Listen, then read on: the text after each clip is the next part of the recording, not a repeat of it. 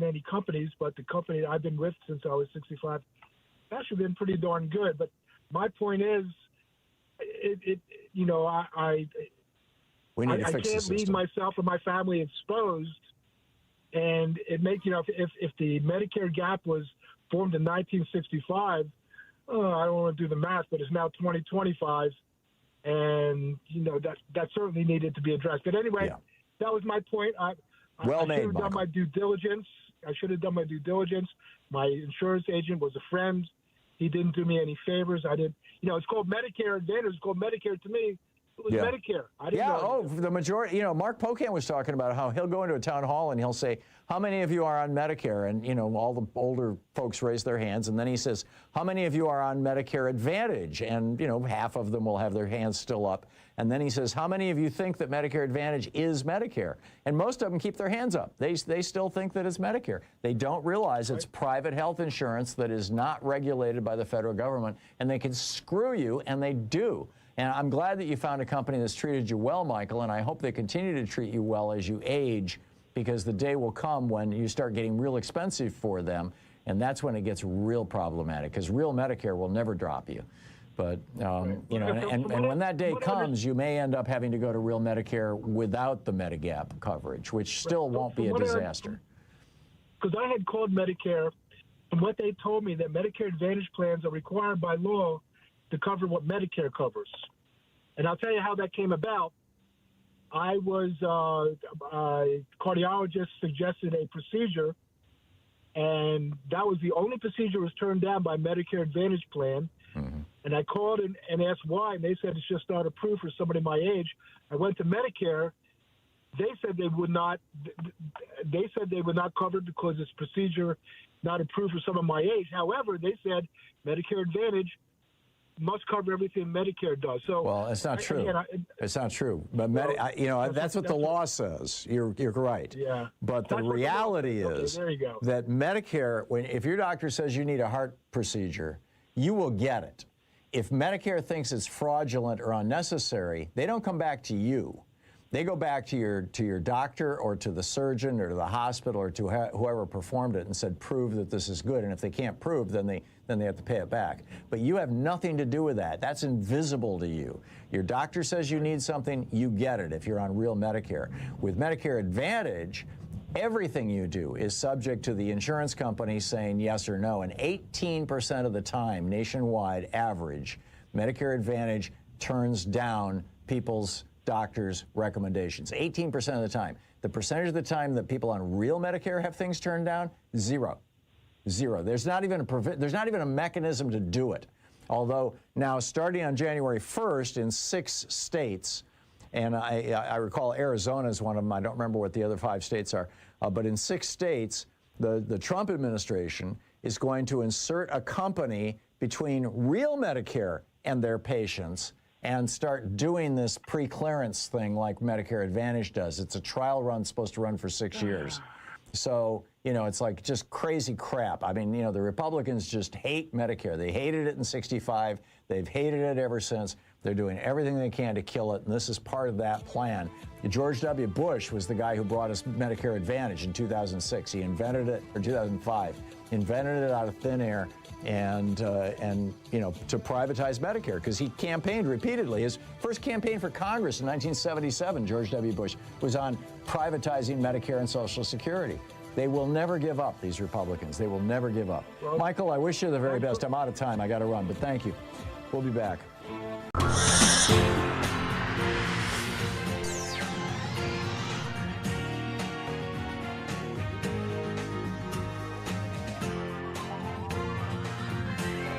We say fight back!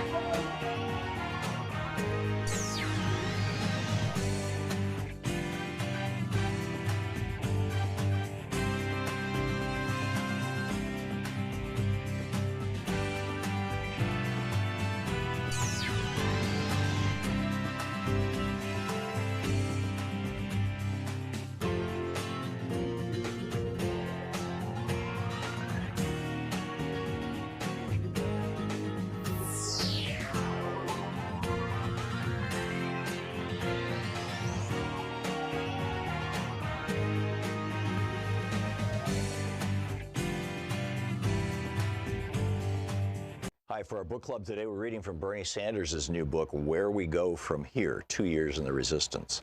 This is from the introduction. During my campaign for president in 2016, I stated over and over again that the future of our country was dependent upon our willingness to make a political revolution. I stressed that real change never occurs from the top down. It always happens from the bottom up. No real change in American history, not the labor movement, the civil rights movement, the women's movement, the gay rights movement, the environmental movement, or any other movement for social justice has ever succeeded without grassroots activism, without millions of people engaged in the struggle for justice. That's what I said when I ran for president. That's what I believe now. That's what I've been working to accomplish over the last several years. At a time of massive and growing income and wealth inequality, as our nation moves closer and closer to an oligarchic form of society, we need an unprecedented grassroots political movement to stand up to the greed of the billionaire class and the politicians they own. And the good news is we're making progress. People in every region of our country are standing up and fighting back against the most dishonest and reactionary president in the history of the republic. In state after state, they're also taking on establishment politicians who are more concerned about protecting their wealthy campaign contributors than they are with the needs of the middle class and the working people they're supposed to represent. We're making progress when millions of people in every state in the country take to the streets for the Women's March in opposition to Trump's reactionary agenda. We're making progress when an unprecedented grassroots movement elects a young African American as mayor of Birmingham, Alabama. We're making progress when tens of thousands of Americans turn out at rallies and town hall meetings to successfully oppose the Republican effort to throw 32 million people off health insurance.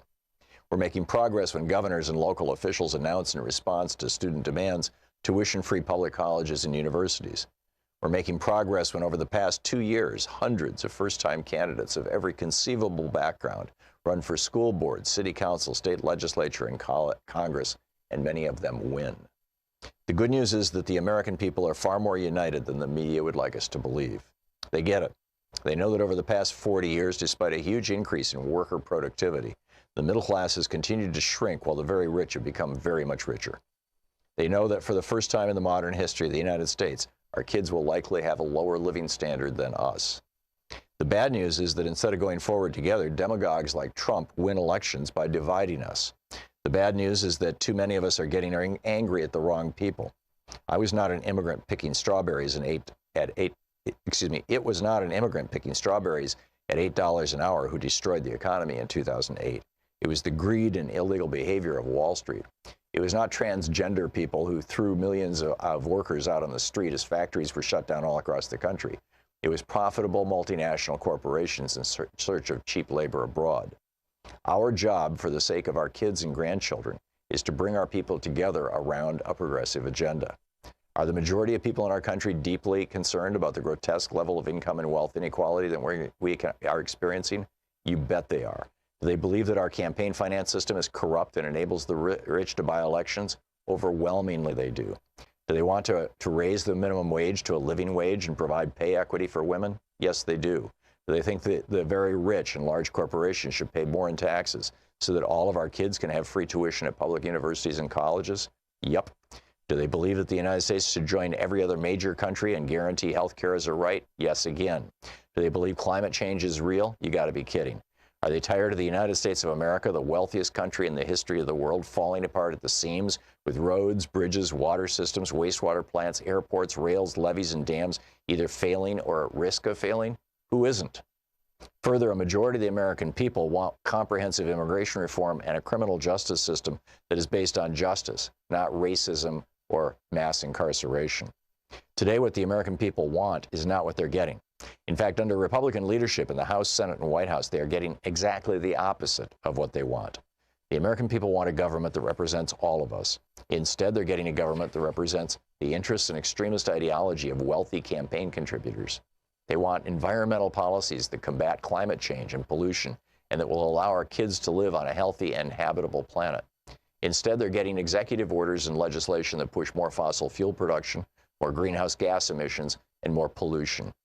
They want a foreign policy that prioritizes peacemaking. Instead, they're getting increased military spending and growing hostility to our long-term democratic allies. They want a nation in which all people are treated with dignity and respect and where we continue our decades-long struggle to end discrimination based on race, religion, gender, sexual orientation, and nation of origin. Instead, they have a president who seeks to win political support by appealing to those very deep-seated prejudices. During the last several years, I've worked hard in Washington, but I've also traveled to 32 states in every region of our country. I've seen the beauty, strength, and courage of our people. I've also seen fear and despair. I've talked to people with life-threatening illnesses in West Virginia who worry about what will happen to them or their loved ones if they lose the health insurance that keeps them alive. I've talked to young immigrants, dreamers in Arizona who are frightened to death about losing their legal status and being deported from the only country they have ever known. I talked to a single mom, a young single mom in Nevada, worried about how she can raise her daughter on $10.45 an hour. I talked to retirees and older workers in Kansas who are outraged that as a result of congressional legislation, they could lose up to 60% of the pensions they paid into and were promised as deferred compensation for a lifetime of hard work. Bernie Sanders, where we go from here.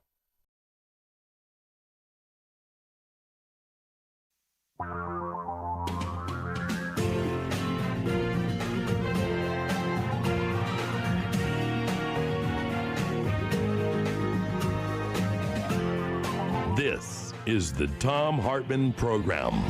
Well, it's the middle of the week. Well, happy Wednesday. We got a lot to talk about today. At what point do we admit that this whole ICE thing really isn't about immigration enforcement, that it's about enforcing racial purity in the United States? We'll get to that in a minute. Also, are congressional Democrats preparing to sell us out with regard to ICE, to refund, to again fund ICE and the DHS? Why would they be condemning ICE yet still wanting to fund it? Get a grip. We'll talk about that in a minute. Also, ICE just intentionally blinded a protester and smashed a window and dragged a woman out of her car while she was trying to get to her doctor. Can these people be stopped? In the second hour of our program, our one guest today, Greg Palast, is going to drop by and talk about how the new Venezuelan president might save us from Trump's crazy. Now, this is going to get interesting. And also just how Bill and Hillary Clinton tell Comer Fudd to go screw himself. In the third hour of our program, the Trump regime is now demanding that the University of Pennsylvania turn over a list of all the Jews who work there. Seriously, not making this up. And the world is rapidly approaching a long-term temperature limit set by the Paris Agreement. We're now bound to pass it. What is that going to mean for us and for the world? So a lot to talk about today. My op-ed, my daily take over at HartmannReport.com is titled, "At what point do we admit that this isn't immigration enforcement, but racial enforcement?" I mean, Joe Rogan yesterday came out and said, are we really going to be the Gestapo? Where's your papers? Is that what we've come to? Well, here's the thing. At the end of this month, in what, today is the 14th, so in about 2 weeks, funding for DHS runs out. Kristi Noem and company no longer get a paycheck.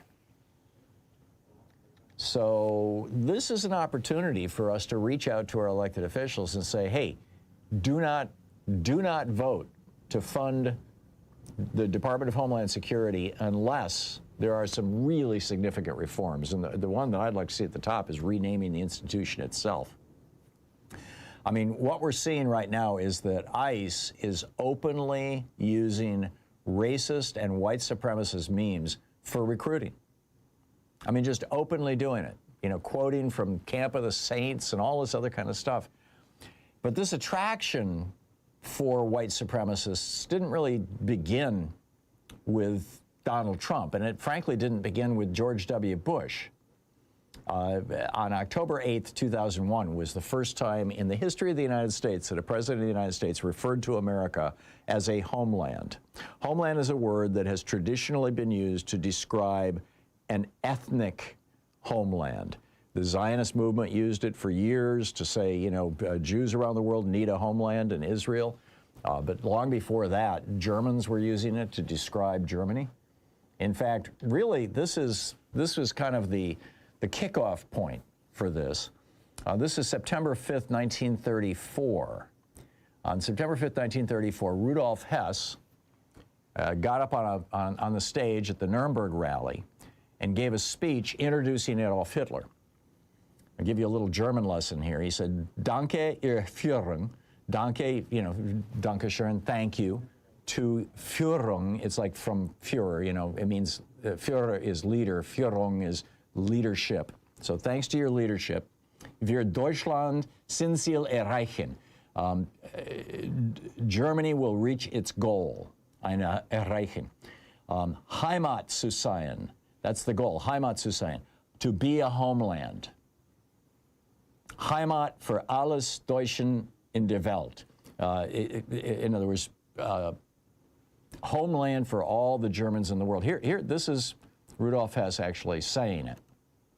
Dank Ihrer Führung wird Deutschland sein Ziel erreichen, Heimat zu sein.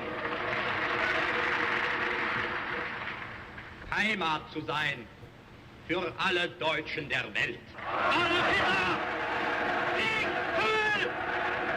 Die Hölle! This is when and where the word homeland was introduced in a big way. And Hitler gave a speech, you know, Germany is a homeland, it's only for ethnic Germans. In fact, Hitler had written in Volume 2, Chapter 13 of Mein Kampf, the German Reich must gather together and protect all the racially valuable elements of Germandom wherever they may be to produce a homeland, right? And, you know, we've never used this kind of language here in the United States. Thomas Paine talked about the cause of America as a great measure, the cause of all mankind. Abraham Lincoln, a new nation conceived in liberty and dedicated to the proposition that all men are created equal. Woodrow Wilson, World War I, referred to the world must be made safe for democracy. FDR, on December 7, 1941, the United States of America was suddenly not our homeland, our country. In fact, we have historically used words like republic, nation, people, citizens, democracy, and country to describe America. We've never described it as a homeland. And that's not an accident. We've never described it as a homeland because we want to make the distinction between American civic nationalism, we are a nation of immigrants, we are a melting pot, and the 19th century European whites-only ethno-nationalism, which would describe something as a homeland. So George W. Bush blew all that up in October of 2001 when he announced the creation of the Department of Homeland Security. More than 20 years ago, I was writing about this. I was ranting about it on this program, in fact, saying this is going to lead us to a dangerous place. And here we are. ICE is now openly using white supremacist slogans, memes, and advertisements to recruit men who are enthusiastic about chasing down black and brown people. The Southern Poverty Law Center writes about it. The increase in white nationalist content from ICE, they point to this June 11th post. This is when it really started, you know, with a post of a white Uncle Sam and a report all foreign invaders. This came from a guy, Mr. Robert, whose bio says, "Wake up, white man." ICE is using this. Then we've got Kristi Noem behind a podium with the words, "One of ours, all of yours." As Malcolm Nance notes, he says, "This is the order to kill all the people in the village of Lidice in the Czech Republic when the sadist SS General Heydrich was ambushed and killed by the British SOE. They ordered 173 men massacred, all women and children sent to Auschwitz with these words. One of ours, all of yours." The words on the podium in front of Kristi Noem. The U.S. Department of Labor posted an image of George Washington with the words, "One homeland, one people, one heritage." This is ein Volk, ein Reich, ein Führer. The Border Patrol Chief, Greg Bovino, going out who's in Minneapolis, going out in nearly full Nazi drag. I mean, all these other memes and you know, protect your people. We'll have our home again. This is one of the most recent ones. It says, "We will have our home again. We'll have our home again." Jobs.ice.gov. Rachel Bitecofer, in her excellent newsletter, The Cycle, she said, "We'll have our home again is the emotional core of great replacement ideology, the white nationalist belief system that frames demographic change as dispossession." And she says, you know, "You will not replace us" at Charlottesville was based on this. She says this is not an abstract ideology, but she writes, "It's been articulated explicitly by mass shooters, embedded in white nationalist manifestos, and popularized by contemporary influencers who now operate openly in American political discourse. Figures like Nick Fuentes center their politics on the claim that the United States properly belongs to a single cultural and racial group." So from Hess to Bush to Trump, here we are. Homeland. And they're hiding their faces behind these masks. Why? probably to hide the fact that the ICE is now filled with people who are Klan members, Proud Boys, Patriot Fronts, and January 6ers. I mean, Jamie Raskin is all over this, sending a letter to Pam Bondi and Kristi Noem demanding to know how many J6ers are out there with these masks beating people up. We need a purge, and that begins by calling our elected officials at 202-224-3121 and telling them, do not vote to extend funding for the Department of Homeland Security until there are significant reforms, until ICE only arrests people when they have a judicial warrant, stops being masked to get rid of the masks, no more weapons of war. If America is a homeland, it's only a homeland to the Native Americans. I mean, you know, let's just be honest about this. It's far past time that we stop using white ethno-nationalist rhetoric, rename the Department of Homeland Security, and purge that organization and its ICE offspring of their white nationalist bigots. 16 minutes past the hour. We'll be right back.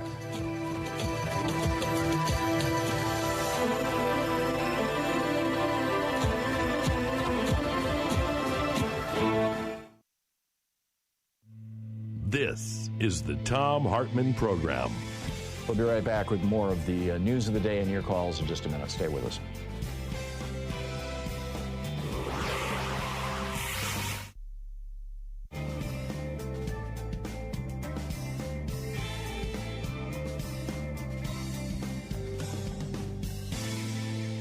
And welcome back. Omar in Herndon, Virginia. Hey, Omar, what's up?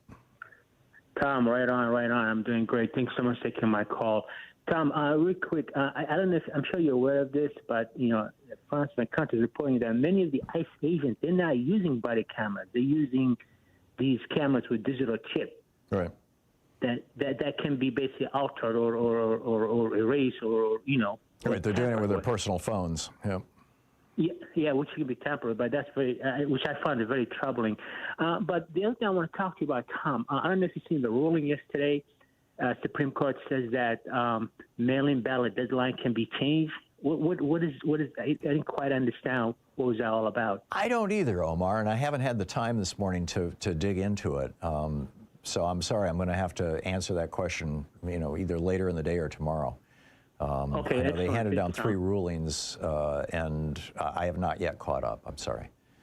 Yeah, because there was a lawsuit from Illinois where Congressman lost, and they basically that they have to go back and recount his ballot that was sent in, and they all have a date that was after the deadline date, which I think is just another way of voter suppression, basically eliminating voters. You know, that's my guess. I mean, the post office has notified us. We talked about this a week or so ago. The post office has notified us that they're no longer going to be postmarking envelopes when they're received. They're going to be postmarking them when they enter the processing system, which can be, you know, as much as 3 days after they're received at the post office.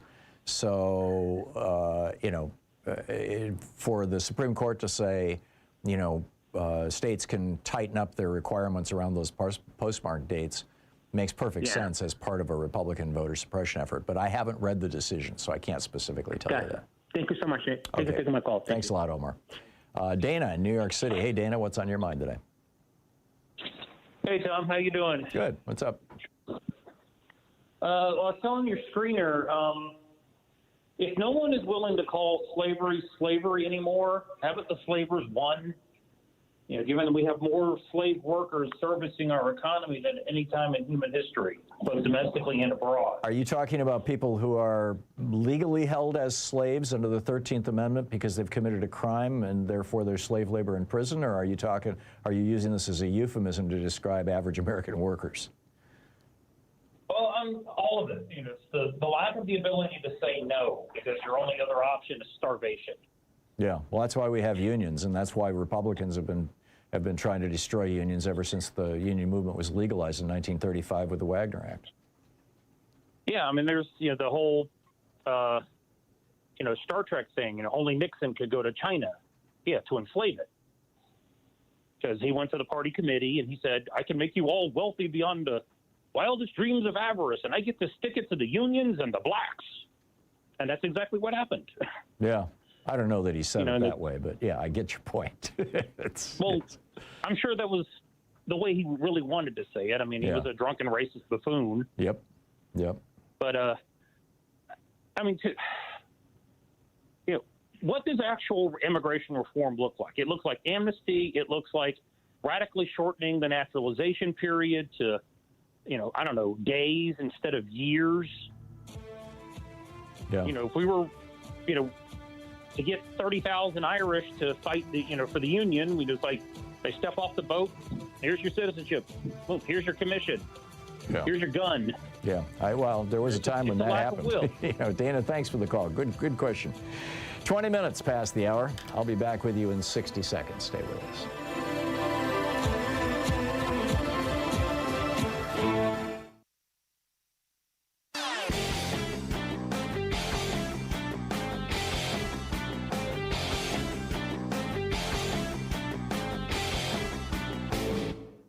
Missed my opening rant today? It's usually published over at HartmannReport.com, where you can read it and share it with your friends for free. Check it out, HartmannReport.com. So MAGA Mike and the Republicans want a religious test for people running for public office. They want to know that you are sufficiently Christian to be worthy of being elected. Right. MAGA Mike is one of these 7 mountain evangelicals. There are 7 domains where these dominionists believe that we need to have religion completely take them over. Education, religion, family, business, government, military, arts and entertainment, and the media. Seriously.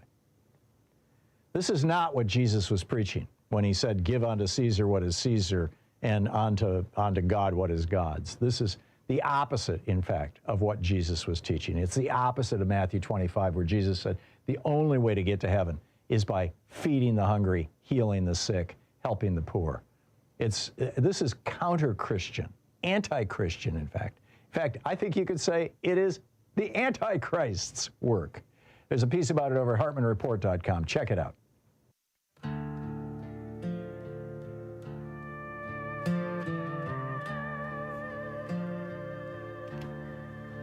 I was born under a flag I was told meant free. Red, white, blue waving over me. Now there's a man in a mask at the side of the road, asking who I am and what I'm owed. He don't ask my name, don't care where I pray, just looks at my skin, then looks away.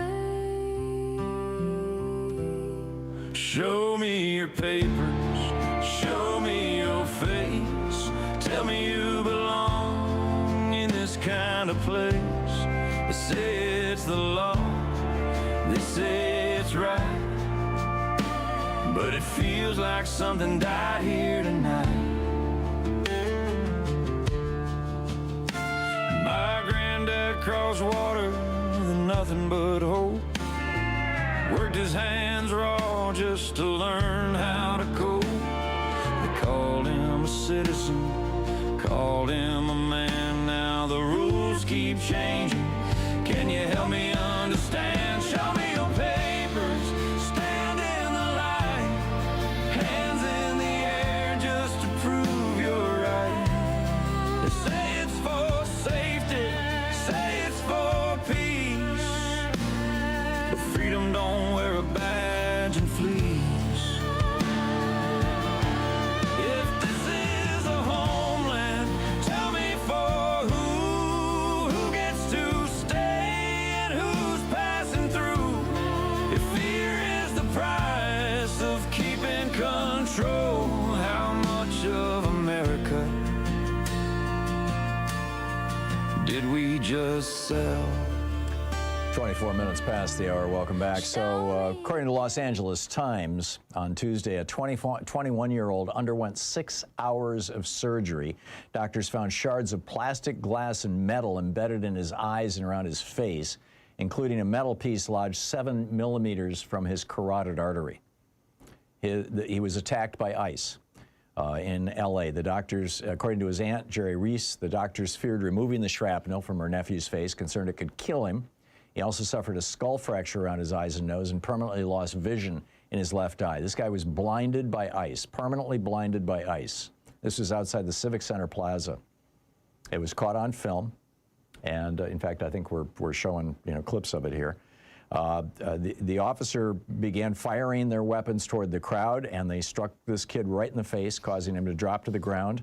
The agent then grabbed him by the hood of his sweatshirt, dragging him across the ground. His face was visibly bloody. He appears to be struggling to breathe as he's dragged away by the neck. Another video shows him laying bloody on the ground outside the building while another agent fires pepper balls at another person approaching the building.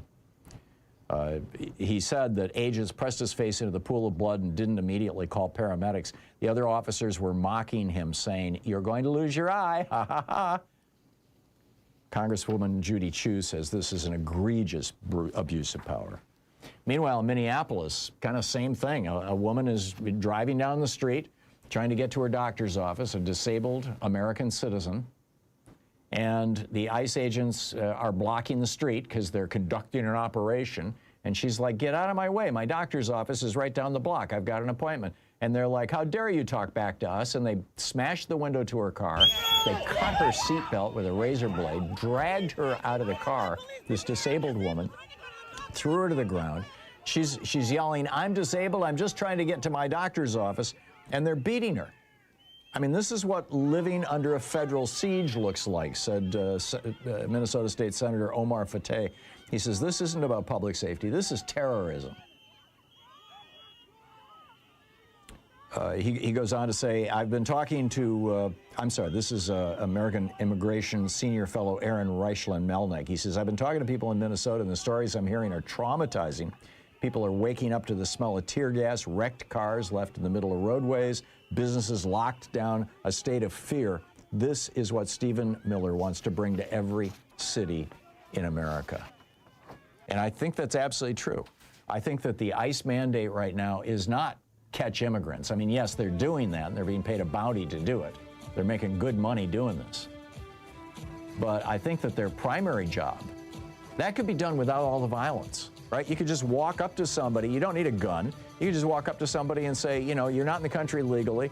Come with me, right? Or you've got a week to get your things together, and then we're going to, get you out of whatever. I mean, it doesn't have to be done with this level of violence. They're trying to terrorize us. You're listening to the Thom Hartmann program. Call 202-808-9925. This is what the SA was doing, the brown shirts. I mean, this is the kind of stuff that we saw in first and second year Nazi Germany.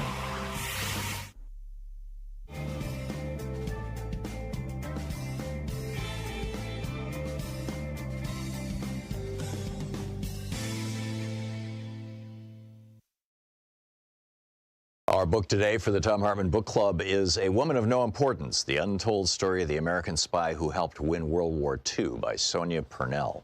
This is from the prologue. France was falling. Burned-out cars, once strapped high with treasured possessions, were nosed crazily into ditches. Their beloved cargoes of dolls, clocks, and mirrors lay smashed around them and along mile upon mile of unfriendly road. Their owners, young and old, sprawled across the hot dust and were groaning or already silent. Yet the hordes just kept streaming past them, a never-ending line of hunger and exhaustion, too fearful to stop for days on end. 10 million women, children, and old men were on the move, all fleeing Hitler's ranks, pouring across the border from the east and the north. Entire cities had uprooted themselves in a futile bid to escape the Nazi blitzkrieg that threatened to engulf them. The fevered talk was of German soldiers stripped to the waist in jubilation at the ease of their conquest. The air was thick with smoke and the stench of the dead. The babies had no milk, and the aged fell where they stood. The hordes drawing overladen old farm carts sagged and snarled in their sweat-drenched agony. The French heat wave of May 1940 was witness to this, the largest refugee exodus of all time. Day after day, a solitary moving vehicle weaved its way through the crowd with a striking young woman at the wheel. Private Virginia Hall often ran low on fuel and medicines, but still pressed on in her French Army ambulance toward the advancing enemy. She persevered even when the German Stukas came screaming down to drop 110-pound bombs onto the convoys all around her, torching the cars and cratering the roads. even when fighter planes swept over the treetops to machine gun the ditches where women and children were trying to take cover from the carnage. Even though French soldiers were deserting their units, abandoning their weapons and running away, some in their tanks. Even when her left hip was shot with pain from continually pressing down on the clutch with her prosthetic foot. Now, at the age of 34, her mission marked the turning point after years of cruel rejection. For her own sake, as much as for the casualties she was picking up from the battlefields and ferrying to the hospital, she could not fail again. There were many reasons why she was willingly jeopardizing her life far from home in aid of a foreign country when millions of others were giving up. Perhaps foremost among them was that it had been so long since she had felt so thrillingly alive. Disgusted with the cowardice of the deserters, she could not understand why they would not continue the fight. But then she had little to lose. The French still remembered sacrificing a third of their young menfolk to the Great War, and a nation of widows and orphans were in no mood for more bloodshed. Virginia, though, intended to go on the road, wherever the battle took her. She was prepared to take whatever risks, face down any dangers. Total war against the Third Reich might perversely offer her one last hope of personal peace. Yet even this was as nothing compared with what was to come in a life that drew out into a Homeric tale of adventure, action, and seemingly unfathomable courage. Virginia Hall's service in the France of summer 1940 was merely an apprenticeship for a near-suicide mission against the tyranny of the Nazis and their puppeteers in France. She helped to pioneer a daredevil role in espionage, sabotage, and subversion behind enemy lines in an era when women barely featured in the prism of heroism, when their part in combat was confined to the supportive and the palliative, when they were just expected to look nice and act obedient and let the men do the heavy lifting, when disabled women or men were confined to staying at home and leading often narrow, unsatisfying lives. The fact that a young woman who had lost her leg in tragic circumstances broke through the tightest constrictions and overcame prejudice and even hostility to help the Allies win the Second World War is astonishing. That a female guerrilla leader of her stature remains so little known to this day is incredible. Yet that is perhaps how Virginia would have wanted it. She operated in the shadows, and that was where she was happiest, even to her closest allies in France. She seemed to have no home or family or regiment, merely a burning desire to defeat the Nazis. They knew neither her real name nor her nationality, nor how she had arrived in their midst. Constantly changing in looks and demeanor, surfacing without notice across whole swaths of France, only to disappear again as suddenly, she remained an enigma throughout the war, and in some ways after it, too. Even now, tracing her story has involved 3 solid years of detective work, taking me from the National Archives in London, the Resistance Files in Lyon, and the parachute drop zones in the Haute-Loire, to the judicial dossiers of Paris and even the white marble corridors of CIA headquarters at Langley. My search led me through 9 levels of security clearance into the heart of today's world of American espionage. I have discussed the pressures of operating in enemy territory with a former member of Britain's special services and ex-intelligence officers from both sides of the Atlantic. I've tracked down files that were missing and discovered that others remain mysteriously lost or unaccounted for. I have spent days drawing diagrams matching dozens of code names with scores of her missions, months hunting for remaining extracts of these strange disappeared papers, years digging out forgotten documents and memoirs. The book A Woman of No Importance by Sonia Purnell.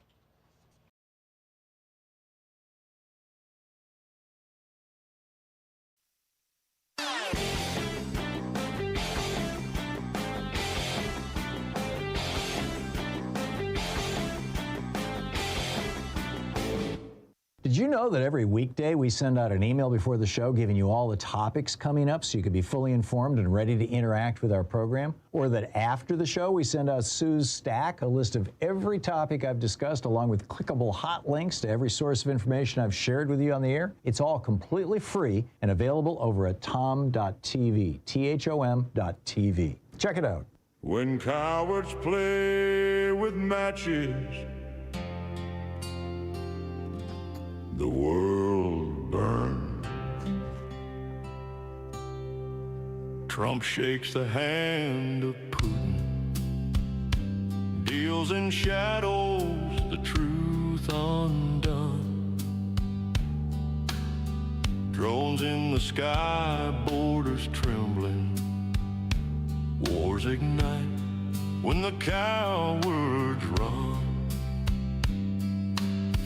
When cowards play with matches. Welcome back, 35 minutes past the hour. So yesterday, the perfect metaphor for the Trump administration, you had a New York City billionaire wearing, $1,000 worth of clothes, standing on a platform 30 feet above a whole large crowd of Ford auto workers, and he flips them the middle finger and yells F you at them.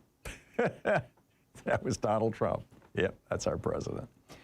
Meanwhile, it looks like Democrats are preparing to capitulate on funding ICE.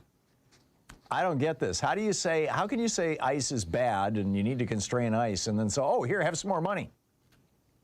And this is from the Bulwark. Despite the fast-spreading outrage over the action of DHS, many Senate Democrats aren't eager to wage a fight over the department's budget. Keep in mind, the DHS budget is exhausted at the end of this month. And so here we have Schumer and Jeffries and apparently a few other people. Senator Mark Warner, he said, I just think there are ways we can call out this behavior that's, he never says, let's cut the funding. Senator Andy Kim of New Jersey, he says, well, I certainly don't want to see funding increases. Well, that's not a decrease. Senator Tammy Baldwin says, no, I would ask my Republican colleagues who are obviously taking the leads on these bills, is this what they want, a rubber stamp? No, how about you stand up? Chris Murphy, the top Democrat on the Homeland Security Subcommittee, stopped short of making any formal policy statements. It's a good day to call your senators and your two senators and your member of the House of Representatives and just say flat out, as a Democrat, this is infuriating. We can't keep voting to fund ICE while pretending we oppose what it's doing. I mean, that money is what is fueling the killings, the raids, the fear, the families being torn apart. And using cautious language instead of drawing a hard line, that's not leadership. That's complicity. So let your elected officials know this, in 2 weeks, Kristi Noem runs out of money. So what's on your mind today? Curtis in Federal Way, Washington. Hey, Curtis, what's up? Hey, thanks for taking my call. In response to your rant this morning about the Gestapo, I think it's, that's kind of a foreign boogeyman that, people in their minds, and we can't be them. That's not possible, Yeah. And I feel it's more relevant and more to the point to refer to people's great-great-grandfathers, when they were once slave patrols, where you could stop, demand papers, and judge right then and there if someone belonged. Do justice through a gun or through arrest. I think it's more important and more relevant to call out this behavior from ICE and the recruitment procedures and their total unaccountability. Yeah. Because it was state-funded militia, the slave patrols. Now it's federally funded. And they're doing the exact same thing. Yeah, or something very similar. No, you're absolutely right. And a lot of our modern policing, particularly in the South, grew out of the slave patrols. Excellent points, exactly. Chris. Thank you. And I want to also emphasize that I got this point from Ashley the Baroness on TikTok. So Thank you very much. Good day, Tom. Okay, thanks a lot, Curtis. Good talking to you. Dennis in Aptos, California. Hey, Dennis, what's on your mind today? Yeah, hi, and thanks for taking my call. Sure. I want to bring up, do you know who Kyle Kulinski is? Boy, that name sounds familiar. Is he a reporter? He's a podcaster on YouTube. Okay. And he had one yesterday called Time for Peace is Over. Man's chilling warning for ICE now that they've gone too far. I suggest you dial it up on YouTube and take a look and a listen. Basically, the man, and, he had a clip of the man being interviewed by radio or TV, and he's a big guy, and he's wearing a yellow sweatshirt. This was in Minneapolis yesterday. Minneapolis, St. Paul. Must have been kind of a warmer day that he only had a sweatshirt on, not some big jacket. But anyway, it's a man who you really can't identify as to whether he's white, brown, black, what. He kind of is one of these people that, could be Middle Eastern or North African, who knows what. Mm-hmm. But, I mean, he put it right on the line. And he said, we're already at that point. Mm-hmm. We're at the Nazi Germany point. Mm-hmm. And he reminded at the end, at the end, he does quote Malcolm X about the ballot or the bullet. Yeah. So I just wanted to bring we don't want to go up. down that road. I get it, and and there's no way I can advise anybody to go down that road, and I hope that it doesn't get there, because that's exactly what Trump wants. He is desperate to have, and I think one of the reasons that they're amping up the violence in Minneapolis right now, and now in San Francisco, shooting this kid in the face with a so-called non-lethal round. They want a pushback. They want somebody to hurt an ICE agent so that they can have a martyr. Mm-hmm. I mean, they're looking for their Horst Wessel. Well, they're getting in the meantime, they're beating us up and killing us. Yep. And also this morning on Democracy Now, there was a woman reporter in your town, and she applied for an ICE job, and she didn't take it eventually. But I mean, it was just easy as anything. Yeah. There was no background check, nothing at all. Yeah. And I know you bring up a lot, and the last caller kind of bringing up, we probably have these Proud Boys and Oath Keepers and 3%ers joining, but in a clip I saw yesterday on TV, here's this brown guy kind of getting mishandled and roughed up by ICE, and who's the ICE officer that's got a hold of him? He didn't have his mask on. He looked. He was brown skinned. Yeah. Well, so, keep in mind, I mean, three of the four officers that were with Derek Chauvin when he murdered George Floyd were not white. Yeah, exactly. Yeah, and it's a $50,000. This is not about black and white. This is about blue and white. Exactly. Blue versus red. Yeah. And so I think we're in real trouble right now. There's a guy in England who made a comment on Kyle Kulinski's show, that same podcast from yesterday, and he says, "Thank goodness I have YouTube. I'm in England. Our main news channels briefly mentioned Minneapolis. I'm a 74-year-old widower. I go nowhere, but I am 100% with you in spirit. It won't be quick or clean, but you do have to stand up and do the right things. Ironically, remember what Trump said on January 6, 2021. If you don't fight like hell, you're not going to have a country anymore. Be strong, have faith, but it will be tough." Yeah, I get it. So, Dennis, well said. Thank you very much. Chip in Lawrence, Kansas. Hey, Chip, what's up? Good morning, Tom. Hey. Did you see the news this morning, what's breaking right now, about the reporter in Virginia? Whose home was raided by the FBI? They took her phone and her computers? Yeah. Just, She apparently has a source who was sharing top secret information. But, historically, it's not the reporters that you go after. It's the source. And exactly. This is going to be a domino effect. Okay, well, we can sort of trim back the criteria for these rates a little bit more for the next one, and then the next. Well, we've been trying to pass shield laws for reporters for decades, literally decades. I mean, since the Nixon administration, Democrats have regularly been introducing legislation that would prevent federal officials, or in some cases any police officials, from from going after reporters. And it's just Republicans have fought it all away, and now we know why. They want to be able to do this kind of thing when they get a good fascist leader and they can really lock us all down. Chip, thanks for the call and thanks for pointing that out. Joe in Chicago. Hey, Joe, what's on your mind today? Thanks for listening to WC. Hey, good morning. Yeah, thanks for all you're doing. I just want to go on some points that I keep raising when I call about the Democrats. Just got to get a strong leadership and be out there together with a unified plan and point of action. Yep. And one thing that needs to be done, starting in Minnesota and Illinois, where ICE has killed people, we don't need investigations. We have what we need on video. Get grand juries, get indictments for murder, and everybody in the Trump administration that has been lying, They all need to be charged for conspiracy to obstruct justice.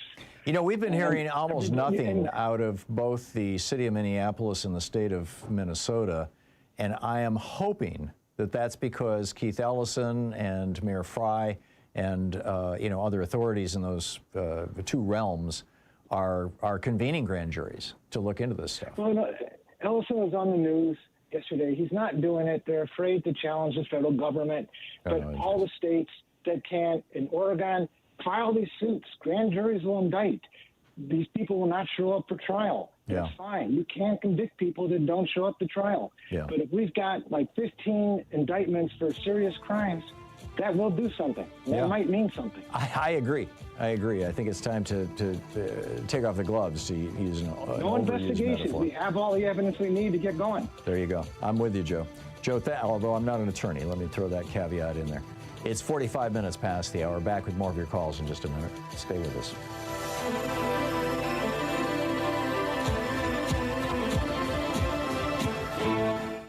You're listening to Thom Hartmann. Visit ThomHartmann.com for audio and video archive. It's Talk Media for the sane among us. Yes, we are still here and we're still sane. Stick around. We'll be right back.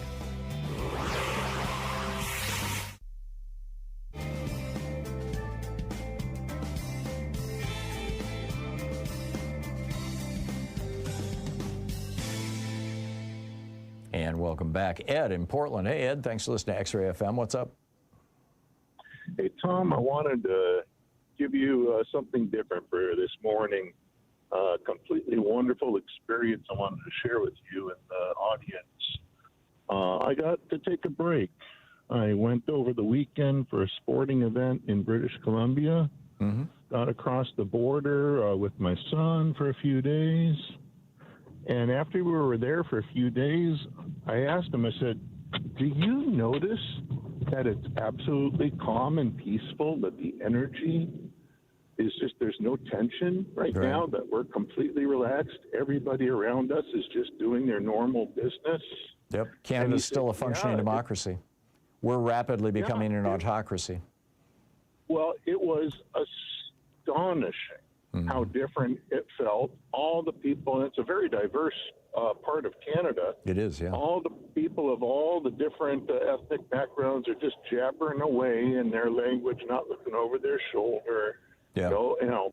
And then the other thing that I wanted to share, besides how wonderful it was, just to have a break to remember what normal is and what normal should be. Yeah. Besides that, which I really needed, the people over there, they know there's problems across the border. They're aware that something's going on.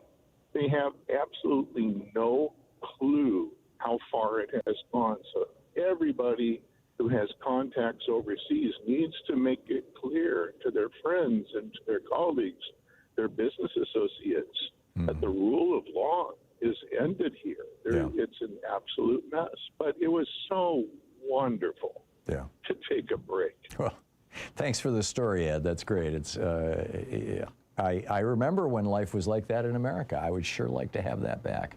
Ed, thank you. And I'd also like to have Canada's national health care system and free college. But Ed, thank you very much. Oh, yeah, I'd love to have that too. But, someday, maybe. There you go. There you go. Maybe the Republicans will let us have it after they've given another couple trillion to their billionaire buddies. Thanks, Ed.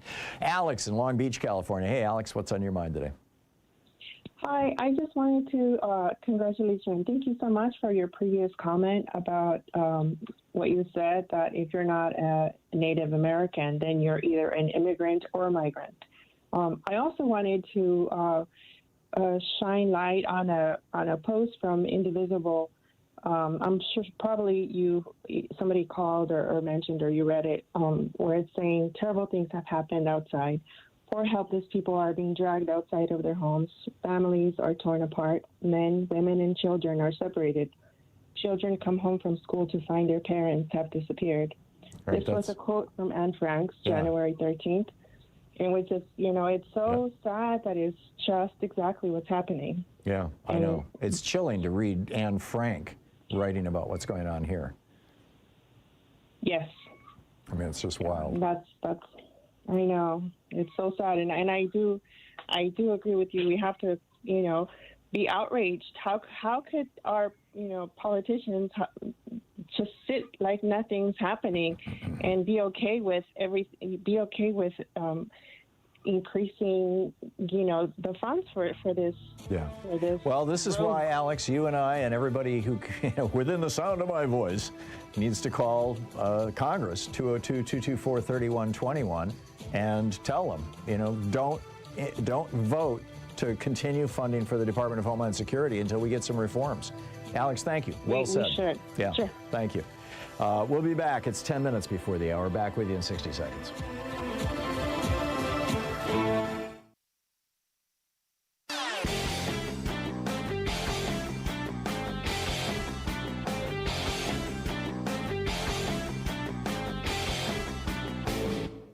Hey, thanks so much for sharing our program and for reaching out to our stations and sponsors and letting them know that you're listening. It really means a lot to us.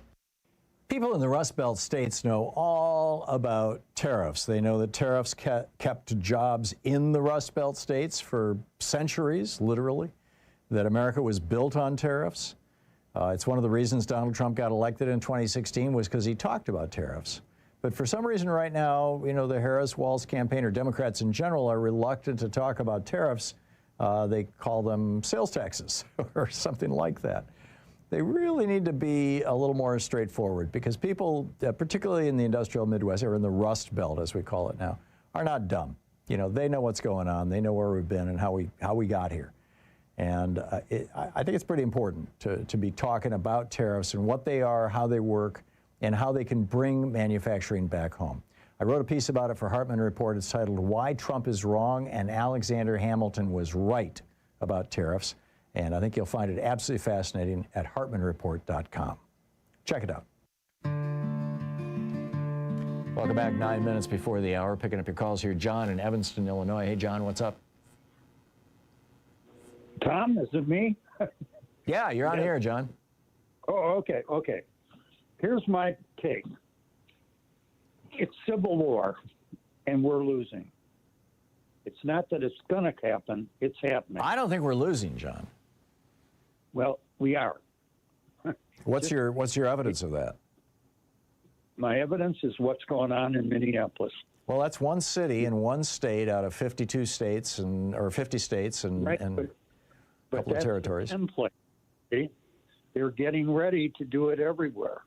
Oh, I know, and I don't think they're going to be able to. I think the fact that Minneapolis and Minnesota are both standing up to them, and I'm hopeful that we will see some prosecutions come out of this. But I think the fact that they're standing up is a good sign, John. Switzerland, what you need to do, I'm calling from Evanston, Illinois. We're solid blue here, okay? Mm-hmm. We need, if ICE comes here, they've been here already, okay? But if ICE comes here, we need more than the Evanston police. We can't have these people outnumbered. Yeah. Now, I'm not saying this can be done today.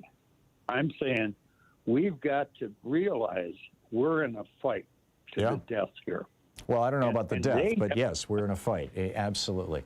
And right now in Minneapolis, you've got 600 police officers in the police force of Minneapolis and another 500-600 in St. Paul. And you've got 2,000, and I think it's gone up to now 3,000, these masked ICE goons invading the city. So, no wonder it looks wild and the cops can't keep up. The police have to provide safety. They have other jobs to do other than to track these goons around. Yeah. We need to start organizing at the neighborhood level, at the city council level, from the bottom up. You know what they always say? It's politics is local. Yeah. And we need to start doing it. But Tom, you are a national treasure. Keep doing it, baby. Okay. Thanks, John. Appreciate the kind words. Meade in Woodinville, Washington. Hey, Meade, what's up? Oh, hello. Yeah. I talked to you once before about the word propaganda. I have another word, benevolent. There's two parties, the malevolent party and the benevolent party. One's for the people and one's against the people. Yeah, it's a pretty good description of Republicans and Democrats, yeah. And also another one about the Republicans are here. It's actually the goons on patrol. The goons on patrol. The GOP is here. There you go. Okay. So you'll like that. I like it. And also mobsters against government agencies. MAGA. Yeah. Yep. We can do a lot with those acronyms. Meade, thank you. That was great. That was a nice moment of levity. Dave in Hoffman Estates, Illinois. Hey, Dave, what's up? Hey, Tom. Yeah, I got 2 points. The first one, like I was telling the screener, the back of the November, December 2025 Army Times, they got a full-color thing with, the Uncle Sam saying, defend the homeland. Mm-hmm. America needs you. Join.ice.gov. Yep. They're either looking for guys that are getting discharged from the military or whatever. And secondly And that's one of the reasons why these guys are acting like in Minneapolis, like they're in Fallujah. Mm-hmm. Exactly. Maybe they got PTS, that's what they'll use next. Well, that was their training, kick indoors and kill people. Yep. Yeah, well, that one guy said that with the 3 shots, yeah. That's how they did it over there, too. Yep. And lastly, real quick, you notice the irony, or chutzpah, if you will, with Trump earlier this week saying that if need be, he'll involve our military if Iran gets violent more so than they already have with their protesters. Right. Yet, here in America, Trump and his junior SS goons, also known as ICE, are quelling protests to their presence here in the streets of America now. Yep. Trying to execute protesters. Yep. Back years, memory back, 80s, when Ronald Reagan insisted that Poland had the right to a union with solidarity at the Polish docks or shipyards with Lech Walesa and that, but yet at the same time he said that the air traffic controllers, or PATCO, could not strike, and if they did, he would fire them. Yeah. They did, and he fired them. Yep. Republican hypocrisy is it's the opposite of an oxymoron. I know, it's kind of a slogan, I suppose. Like they say, history doesn't repeat, but it does rhyme. Yeah, that's Mark Twain's old saying, and he's right. And we're seeing that same thing with Ein Volk, ein Reich, ein Führer, with the Department of Labor posting this thing, one people, one country, one culture. It's like, really? You're quoting Hitler here or paraphrasing Hitler? Dave, thanks. Well said. I find that interesting about the military angle on it, too. Yeah. So. Oh, yeah. It makes perfect sense. They're desperate for anybody who's willing to carry a gun and beat people up. Thank you, Dave. On the other side of the break, our buddy Greg Palast is going to drop by and fill us in on what's really going on in Venezuela and with the oil companies. This, Greg knows these people. So stick around. It's going to get interesting.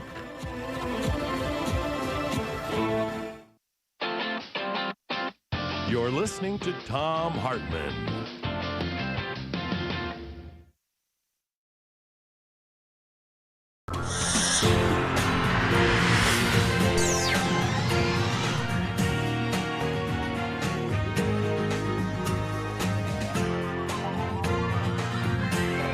We say fight back!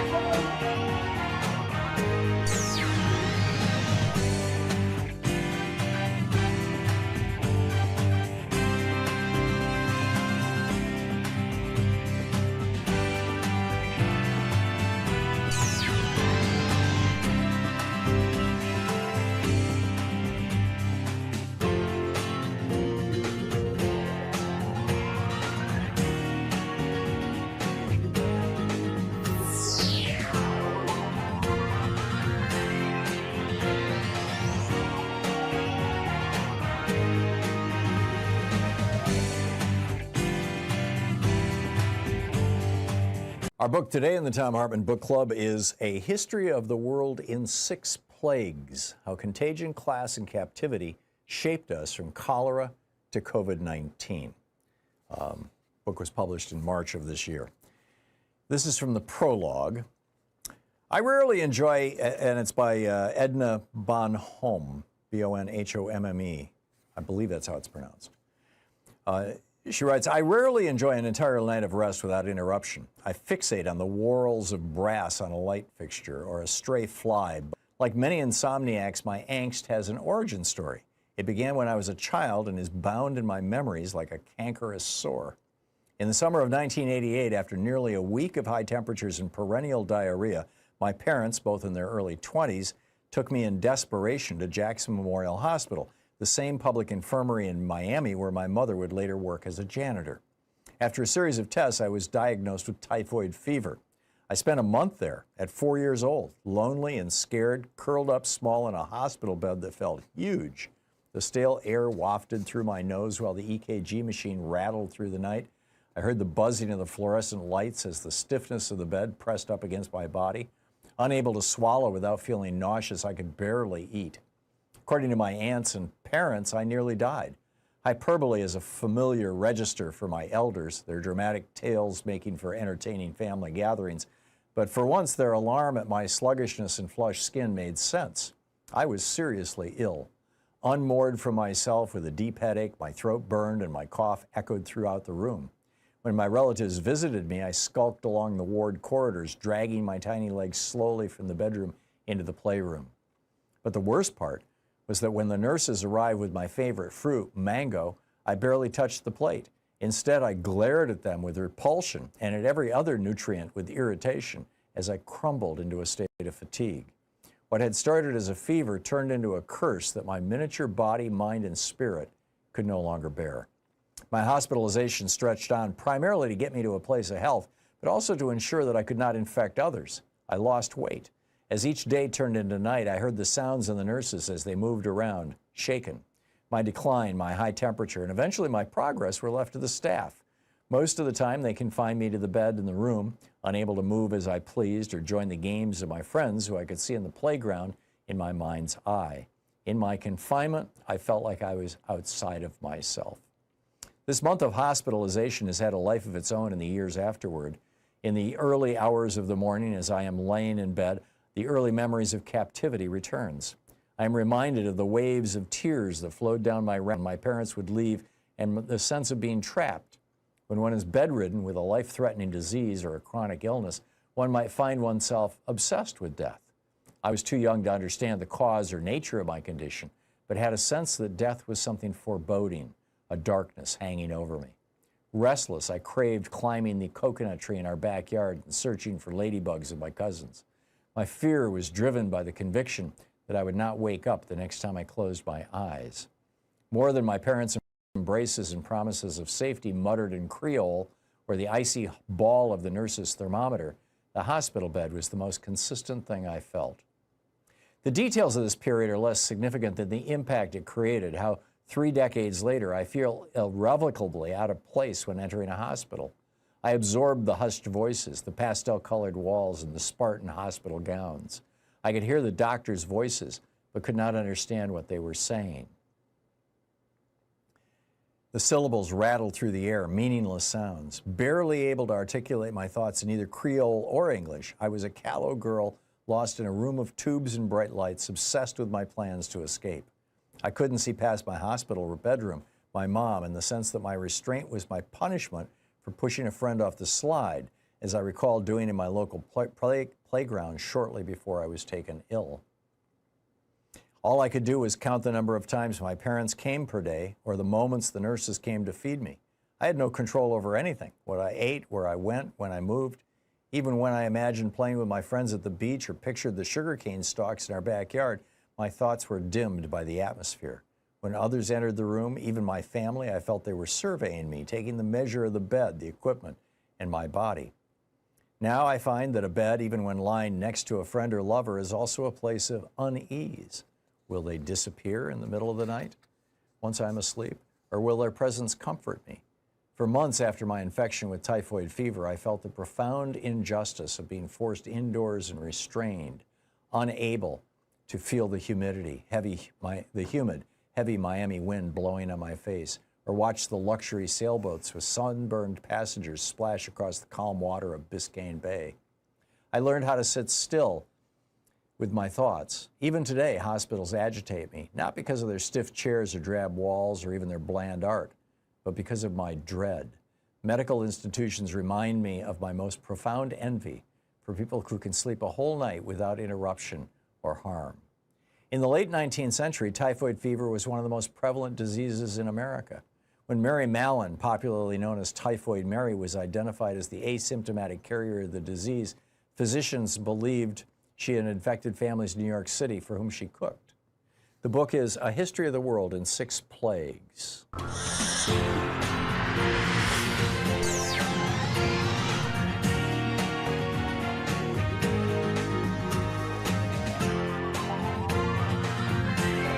We say fight back!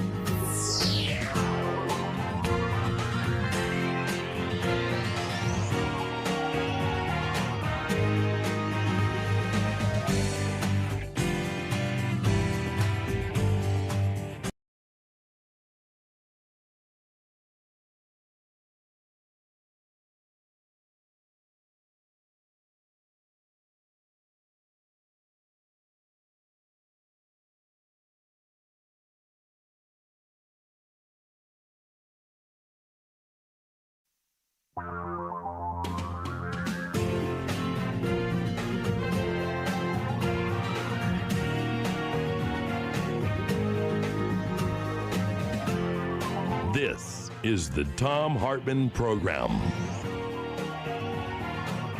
So, how will the new Venezuelan president save us from Trump's crazy? Greg Palast is with us. He's covered Venezuela for the BBC television and for The Guardian. He knows the acting president of Venezuela, Delcy Rodriguez, quite well. And he knew the president who was kidnapped, Maduro. You can read his reports over at gregpalast.com, or you can also download for free his half-hour documentary, The Assassination of Hugo Chavez. Greg, welcome to the program, or welcome back. Glad to be with you. Yeah. Glad to be with you again, Tom. Yeah, back at you. So I'm not sure exactly where to start with this because you cover so much territory in this op-ed. I just published it over at HartmannReport.com if people want to see it. And, of course, it's over at GregPalastInvestigates.substack.com. How a new Venezuelan president will save us from Trump's crazy. Let's start out with the reason. One of the things that I didn't know that shocked me when I read this article was that you pointed out that the oil from Venezuela, the Venezuelan oil is this really super heavy, thick stuff. And yes, that when an embargo was declared against Venezuela by Donald Trump, they stopped moving that oil through those pipes in these drilling operations and refineries, and it congealed and turned into asphalt, basically, and that's why this whole thing is so screwed up. And it was Trump who did who shut it all down. Yeah. Well, number one, Donald Trump's taking credit, he says, for getting us oil, the oil from Venezuela. Excuse me, Donald. We had the oil from Venezuela. Now, I was with, spent a lot of time with Hugo Chavez when he was basically taunting George Bush. George Bush arranged to have him kidnapped. He was kidnapped for 24 hours and then brought back. Despite this tension between Bush and Chavez, Chavez was still moving over 1 million barrels a day to the United States, and Bush certainly did not want that cut off. So for all their back and forth, it was only so we had over 1 million barrels a day, Donald, but now you are the one who embargoed it, shut down their system, so we lost 1 million barrels a day. Well, Chevron, they allowed to sell 300,000 barrels, but we lost 2/3 of the Venezuelan oil. Not only that, when you embargoed the oil and that heavy oil turned into asphalt in their infrastructure, in the pipes and the refineries, et cetera, you ruined $100 billion worth of equipment, by the way, mostly built by our oil companies. So then he calls the oil company executives into the White House and says, okay, you're all going to spend $100 billion to rebuild Venezuela's oil industry. And they're thinking, excuse me, you're the one that destroyed the infrastructure. Now you want us to pick up the tab. And so there's a huge battle there. Yeah, he turned to the head of Halliburton and said, why did you leave Venezuela? And the CEO of Halliburton had to say, well, in 2019 or 2020, when you imposed the embargo on Venezuela, we had to leave. You kicked us out of the country, not Chavez. And I mean, he didn't say it quite in those words. But he was trying to be very diplomatic, but whoa. I know they're saying this guy is a saboteur. He sabotaged our route of oil from Venezuela. He sabotaged the Venezuelan infrastructure. So to get back up to 1 million barrels a day of export to the U.S., this could take 5 years or longer. And it's $100 billion. And they're not. And these oil executives, it's hard to blame them. They're saying, really, that's what you're imposing? The only hope here, and that's where we get to Delcy Rodriguez, and that's really part of the issue, is that she's the one who I think can work it out. She's the acting president right now. She was the vice president, yeah. Well, wait a minute. Donald Trump declared himself acting president this week, so I guess they have to share. That's just kind of, listen, everyone deserves a side hustle, including our president. Yes. May be in trouble. So Delcy Rodriguez, who is the vice president, but actually more important, she is the minister for oil. And, so the U.S. press is really confused, Tom. On one hand, they say she's a left-wing radical, which she is. I know her well. Said that her president was kidnapped, that this was an imperialist invasion, that that Donald Trump's trying to steal our oil. On the other hand, she says, I would like to reestablish diplomatic relations with the United States, and I would like to make sure that we work out a reasonable agreement to share our oil resources. So she and Trump are on the same wavelength. Rebuild Venezuela's oil industry, sell the oil to the United States. The Venezuelans can't drink their oil. Yeah, they need the money. So she's very, very practical, and that's why I call her the radical pragmatist. She's very left-wing, and she's very pragmatic and knows oil inside and out. Which brings us to the people who are in a position to profit from this. I mean, Trump is pissed off at the CEO of ExxonMobil because he said that Venezuela is uninvestable right now. Yeah. But there are certain vulture funds that seem to be lurking about. One in particular that you wrote a book about, Paul Singer. You want to tell us about that? Yeah. Well, for 2 decades, I've been following this guy that everyone calls the Vulture, since I gave him that name. But even his mother, I think, calls him the Vulture. Paul Singer runs Elliott Management. What they do is they swoop in on poor nations. Like I was in the Congo when they cut off the Congos, when he literally seized the money to end the cholera epidemic in the Congo. That's the type of guy this character is. A lot of his activities have been outlawed in several nations like Britain and Germany. So right now, what he's done is he's made a deal with U.S. courts because the Trump administration basically seized Venezuela's U.S. assets. You go to a Citgo gas station, that gas station's owned by the people of Venezuela as well as their refineries. Right. Their assets in the United States are worth about $18 billion. Singer the Vulture, in his usual manner, has cut a deal with the Trump administration U.S. courts to buy up Citgo assets for less than $6 billion. In other words, a third of the price. Then but he's run into a bit of a problem, even because his backing he is the #1 backer of Marco Rubio, our Secretary of State and National Security Advisor. He's funded Rubio's campaign to the hilt. He was originally never Trump. So he was able to cut this deal to buy these Citgo assets for $6 billion. But now Delcy Rodriguez, the acting president, is saying, excuse me, that's my people's property. You can't just seize our people's property. You're not Stalin. Well, maybe as much as you want to be. Yeah. So she's going to try to stop it. And in fact, Trump issued an executive order over the weekend saying creditors cannot seize Venezuelan cash assets.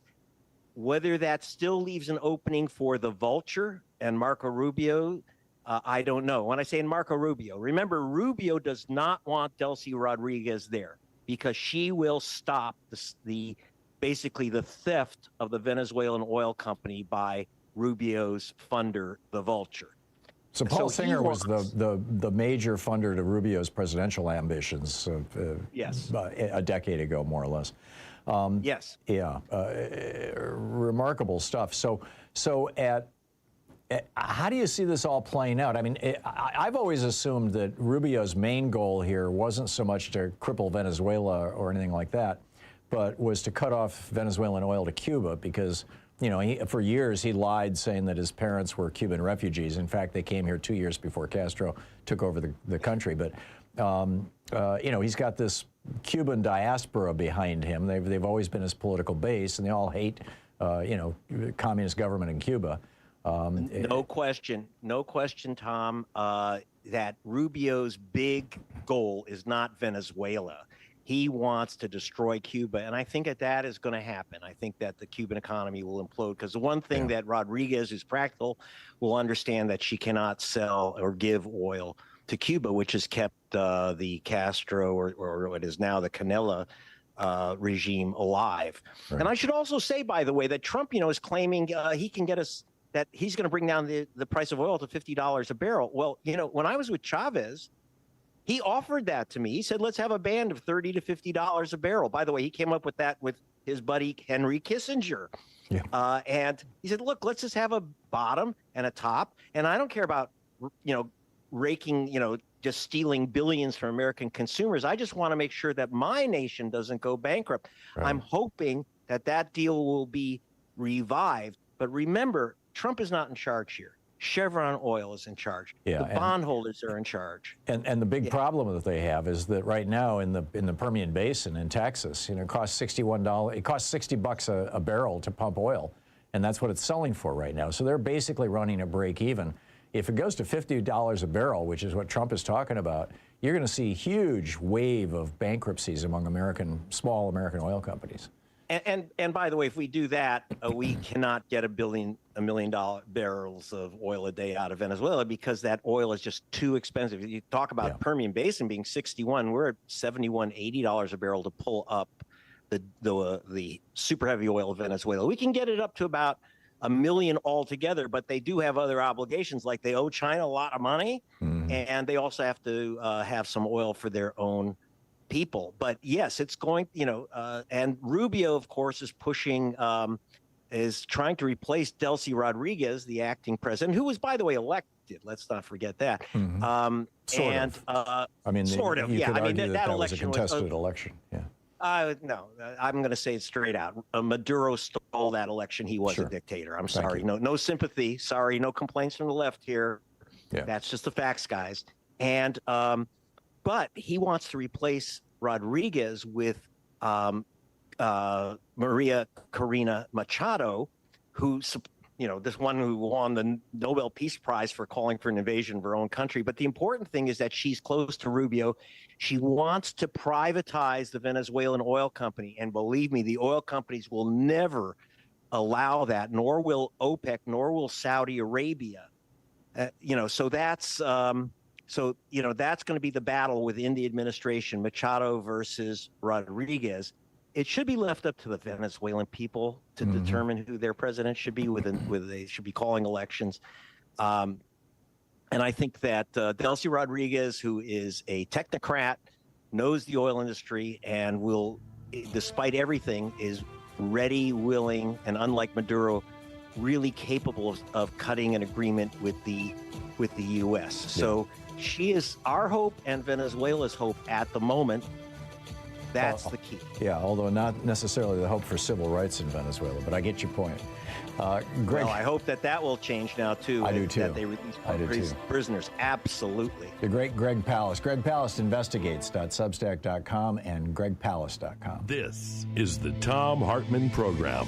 I'll be back with more of the news of the day and your calls in just a minute. Stay with us.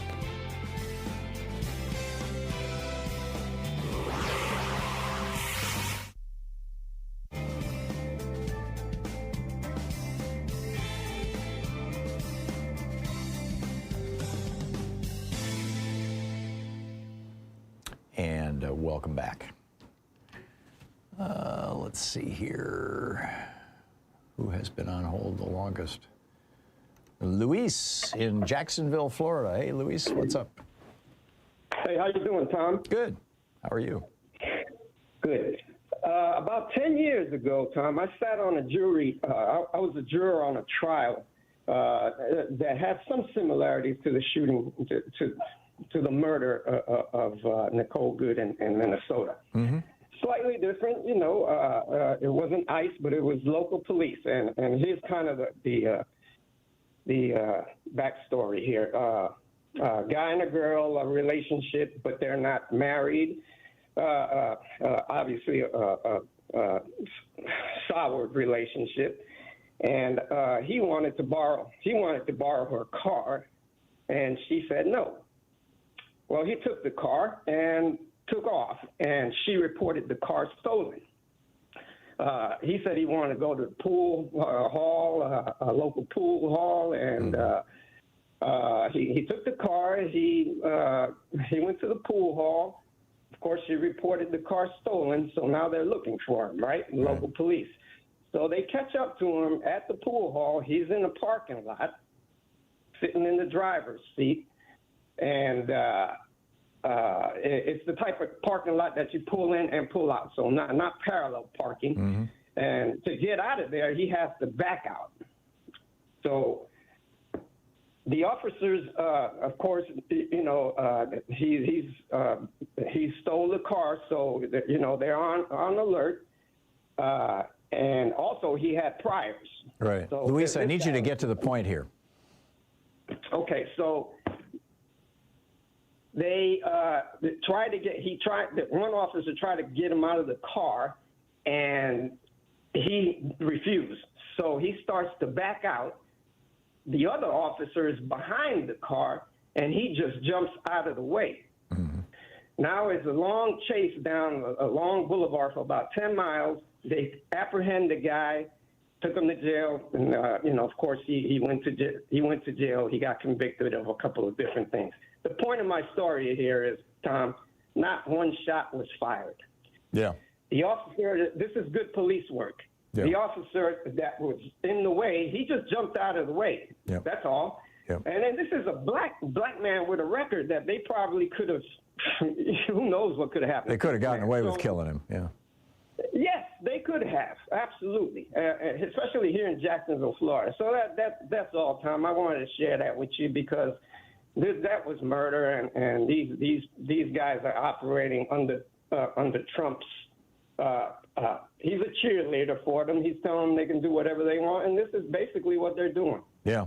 Well, and I think that's the subtext, the meta message of the murder of Renee Good is, you know, telling every ICE officer in America, feel free, just fire away. And that's why the guy in Los Angeles, you know, was just a couple of feet from this kid and shot him right in the face with a non-lethal round, which shattered the bones around his eyes, took out his left eye altogether. He's now got shrapnel inside his face next to a carotid artery. You know, or in his neck, I guess. I mean, it's just grim stuff. But these guys, you know, they don't care about life or limb or property. Well, they're not trained. They're not trained, Tom. Oh, it's not just. It's beyond that. It's they're hiring, you know, white supremacists to begin with. Luis, thank you for the call. Spot on. 22 minutes past the hour. We'll be back. Stick around.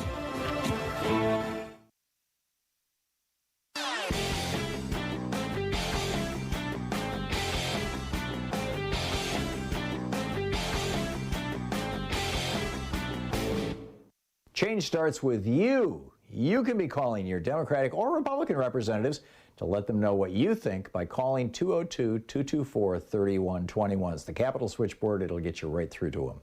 So have you noticed that the Republicans are pretty much not talking about a constitutional convention anymore? They used to be gung-ho to rewrite the Constitution. You know, they wanted to put corporate personhood in there. They wanted to change it so that women can't vote. They wanted to do away with the election of senators, repeal the 17th Amendment, take us back to them being appointed by the states. They had all these weird, they wanted to outlaw labor unions, all these weird ideas, but they've stopped talking about it. I mean, they're still moving forward on it, but it's not. Project 2025, for example, you know, their ultimate talking document does not have one single mention in it about a constitutional convention. Why would that be? Well, it's because the Supreme Court is doing their work for them. I mean, you know, just they have overturned Article 2. They've overturned the First, Fourth, Ninth, and 14th Amendments. They've overturned Article 1, Section 7. All the details of this whole thing are over at HartmannReport.com. You got to check it out.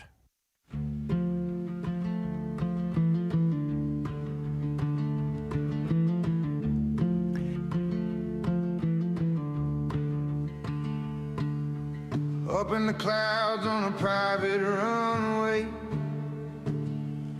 there's a world that the rest of us never see. No lines, no crowds, no towns in their way. Just a velvet escape from democracy. And every mile they climb, we fall a little more behind. That's the day they left the common ground. Build a kingdom in the sky so they never come down. Where no stranger's voice can reach their gates. And the laws bend easy when you're holding all the weights. Yeah, that's the day the wealthy turned around and walked away from the common ground. 25 minutes past the hour. Welcome back. So the UAW just spoke out about this fellow who yelled pedophile protector at Donald Trump yesterday at the Ford factory. Trump, in turn, yelled F you and gave him the finger. Him and, you know, a couple hundred blue-collar workers there. The guy has a GoFundMe page. I went over and kicked in $25 this morning. You know, he's raised a couple thousand, you know, several tens of thousands of dollars so far. There's a link to it over at Democratic Underground, I believe, or maybe on Daily Kos. It was one of those two websites. That's how I found it this morning. But the UAW has now come out in his defense. This is from Laura Dickerson, who's the vice president of the statement on Ford plant visit from VP Laura Dickerson, Ford Department Director of the UAW, United Auto Workers. The auto worker at the Dearborn truck plant is a proud member of a strong and fighting union, the UAW. He believes in freedom of speech, a principle we wholeheartedly embrace, and we stand with our membership in protecting their voice on the job. The UAW will ensure that our member receives the full protection of all negotiated contract language, safeguarding his job and his rights as a union member. Workers should never be subjected to vulgar language or behavior by anyone, including the President of the United States. Bingo. Bill and Hillary Clinton are telling Comer Fudd, you know, James Comer over on the House of Representatives, telling him to go screw himself.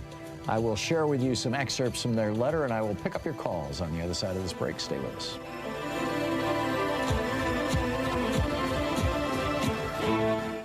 You're listening to the Thom Hartmann Program. Call 202-808-9925.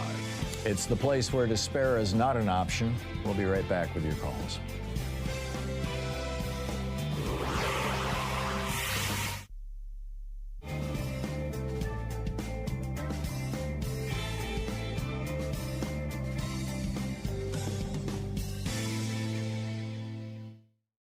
Our book today in the Thom Hartmann Book Club is by John Pavlovitz. It's titled, If God is Love, Don't Be a Jerk, Finding a Faith That Makes Us Better Humans. This is from the introduction titled, You Had One Job. If you want a good laugh, Google the phrase, you had one job. The results are a hilariously tragic parade of seemingly impossible fails, unfathomably poor planning, and face-palming, inducing human error. A piece of melted cheese on top of a fast food burger bun. The word stop misspelled on a street crossing. A keep to the right sign with its arrow facing left. A toilet lid inexplicably installed below the seat itself. It's strange stuff. Seeing these stupefying train wrecks and task execution tends to elicit two responses, usually making you feel a little bit better about yourself while simultaneously wanting to track down the culprits in an effort to understand how they managed to neglect the primary duty assigned to them. We begin to speculate. Were they temporarily distracted? Did they not properly comprehend the instructions? Did they feel as though someone above them in the chain of command dropped the ball? Were they just plain lazy? When people miss the point so spectacularly, we want to know how and why, because that kind of failure feels impossible from the outside. It seems unfathomable to get the main thing wrong, and seeing it happen sparks our curiosity. I imagine Jesus knows well the curiosity that comes with watching people give clear direction lose their way.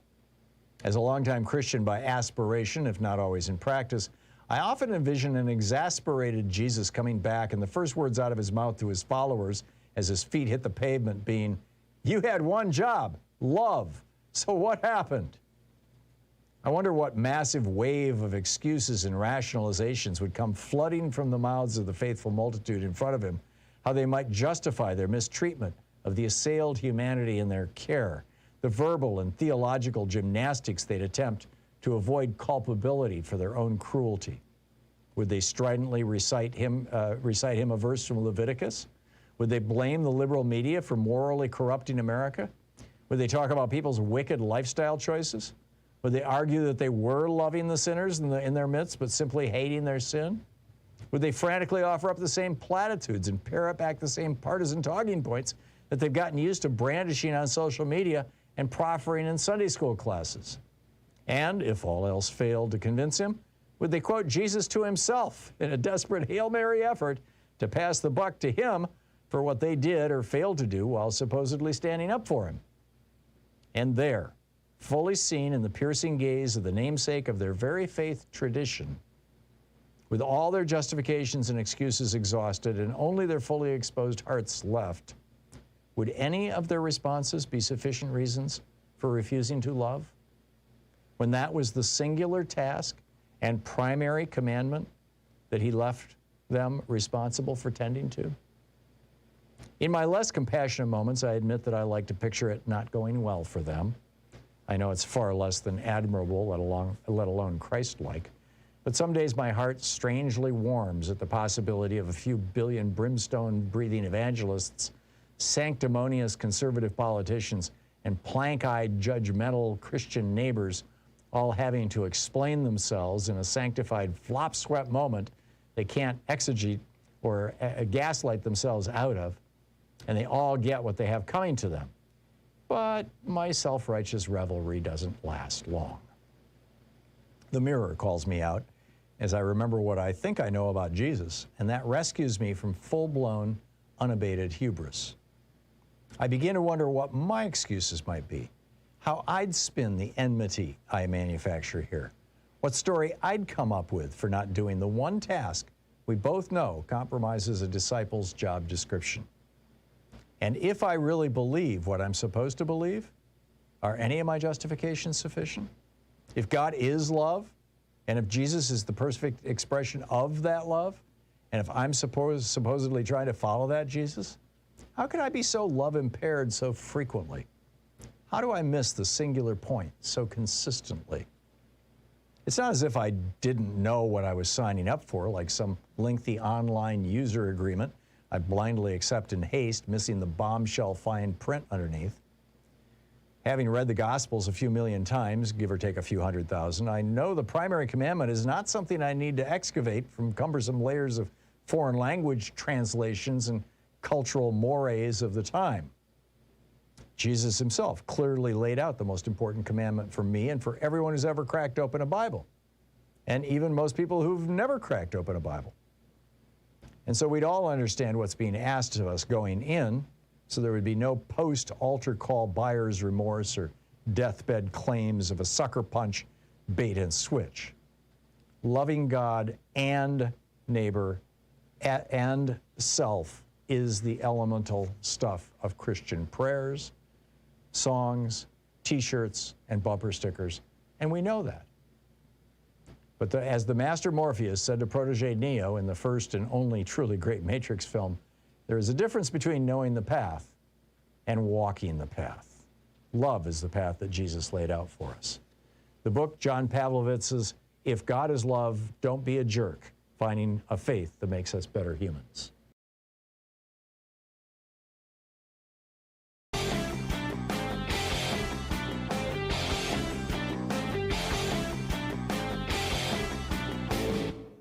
share the Thom Hartmann program with your friends. Our podcast, The Hartmann Report, is absolutely free and available wherever fine podcasts are available. And the entire 3-hour podcast is available over at thomhartmann.com.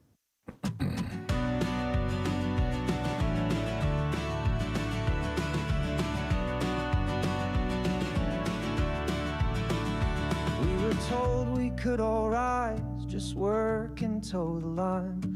One job bought a house and dreams, now two can't even buy time. They sold us tax breaks wrapped in lies, said it's freedom when we bleed, while they looted every pocket and watched the middle class recede. They called it trickle down, but nothing ever flowed, just a golden road to ruin, and we walked it all alone. The biggest con of the last century, now unmasked. They took our future, sold it off for stocks and gas, while we were working double shift to just survive the blast. They rewrote the rules and laughed behind a billionaire's mask. 35 minutes past the hour. Welcome back. So Bill and Hillary Clinton sent a letter to Comer Fudd, a.k.a. James Comer, the chair of the committee that is supposedly investigating Jeffrey Epstein. And I just want to share some quick excerpts with you, and then I'll pick up your calls here. It's dated January 13th. Dear, doesn't even say dear, it just says, Chairman Comer, we want to take a moment, given everything, to address you directly. This past year has seen our government engage in unprecedented acts, including against our own citizens. The Justice Department has been used as a weapon at the direction of the president to pursue political opponents. Every person has to decide when they have seen or had enough and are ready to fight for this country, its principles, and its people, no matter the consequence. For us, now is that time. Every day we see the country we have dedicated our lives to improving take step after step backwards. As chairman of this powerful congressional committee, you have immense power to target anyone and subject them to closed-door interrogation and more. The decisions you have made and the priorities you have set as chairman regarding the Epstein investigation have prevented progress in discovering the facts about the government's role. The facts speak for themselves. You subpoenaed 8 people in addition to us. You dismissed 7 of those 8 without any of them saying a single word to you. You made no attempt to force them to appear. In fact, since you started your investigation last year, you've interviewed a total of 2 people. 2. A legal analysis prepared by 2 law firms and provided to you yesterday makes clear your subpoenas are legally invalid. You claim your subpoenas are inviolate when they are used against us, yet were silent when a sitting president took the same position as a former president barely more than 3 years ago. You recall Trump refused to testify. We call on you to release that analysis to the public to allow them to see how this is yet another example of the casual disregard of the law of the land. All the while, you've done nothing with your oversight capacity to force the Justice Department to follow the law and release all of its Epstein files, including any material regarding us, as we have publicly called for. Even now, the Department of Justice's failure to follow the law that Congress passed, you have chosen not to consider subpoenaing the sitting Attorney General to follow the law.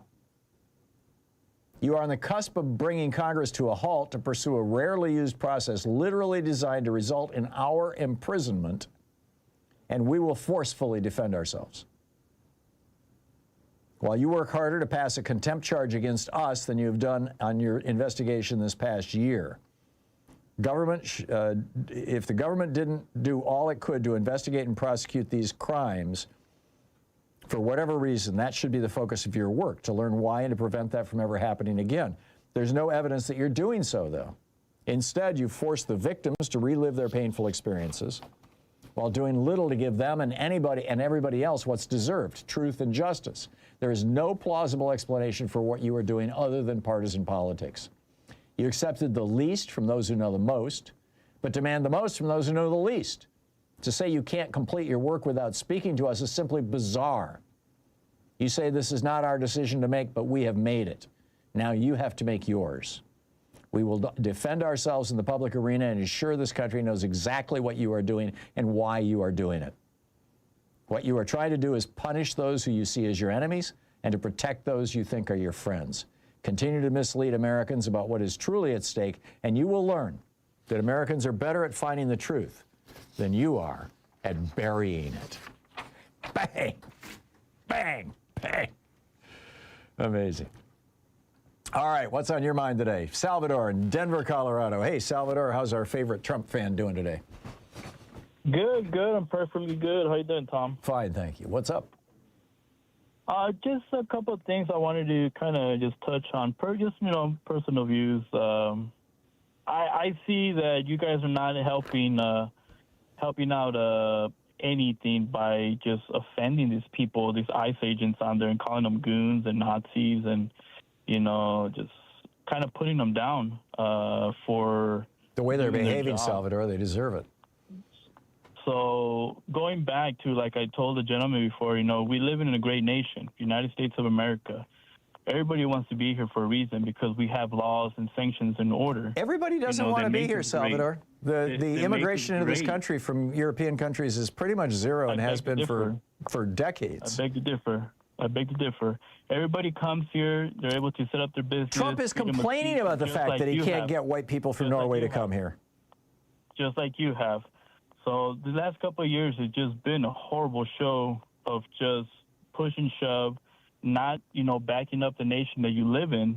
Instead of, belittling, the nation you live in, why don't you talk positive? I am holding up the ideals of this nation, Salvador. I'm belittling the thugs and goons who are pretending that they are law enforcement. They absolutely are. When you beat up people, when you shoot people when they represent no threat to you, and now this guy, Ross, he's going around, I've got internal bleeding. We call that a bruise.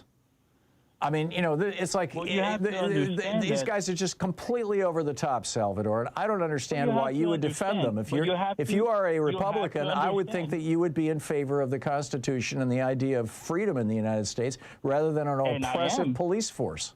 And I am. No, you're not. And I'm backing up. No, you're not. You are defending a bunch of thugs and goons. No. Yes. They're people that break the law are criminals. We are here. That's my point. These are criminals. Smashing a woman's window and dragging her out of her car because she's trying to drive down the street to get to a doctor's office is criminal behavior. That's what you were trying to do? That's what they just did yesterday. You can see it on video. There's no come on. You can watch it, and you know this, Salvador. You could choose. You could choose to be honest with yourself and not be honest with yourself. Yeah. Yeah, okay. Well, I'm going to leave it at that, Salvador. I'm going to move along because we're just talking in circles here. Paul in Tonkassett, Washington. Am I saying it right, Paul? Tonasket. Okay, what's up? Well, I wanted to talk about the malicious influence of right-wing radio, taking your previous caller as an example. Mm-hmm. My brother was a fan of Rush Limbaugh, and since then he's gone down that golden path. Mm-hmm. I was told that under the jurisdiction thereof it means citizen, which of course it does not. Mm-hmm.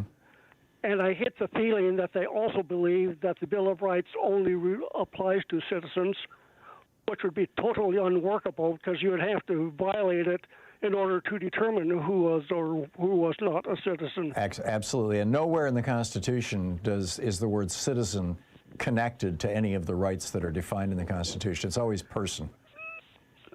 No, that's because at that time there was no immigration. Anybody who was here was considered a citizen by default because there wasn't at least any white person, gatekeeper. Yep. That's all I had to say. Okay, well, you said it very well, Paul, and I appreciate the call. Thank you very much, and thanks for listening to us on Sirius XM there. Lynn in Richmond, Virginia. Hey, Lynn, what's on your mind today?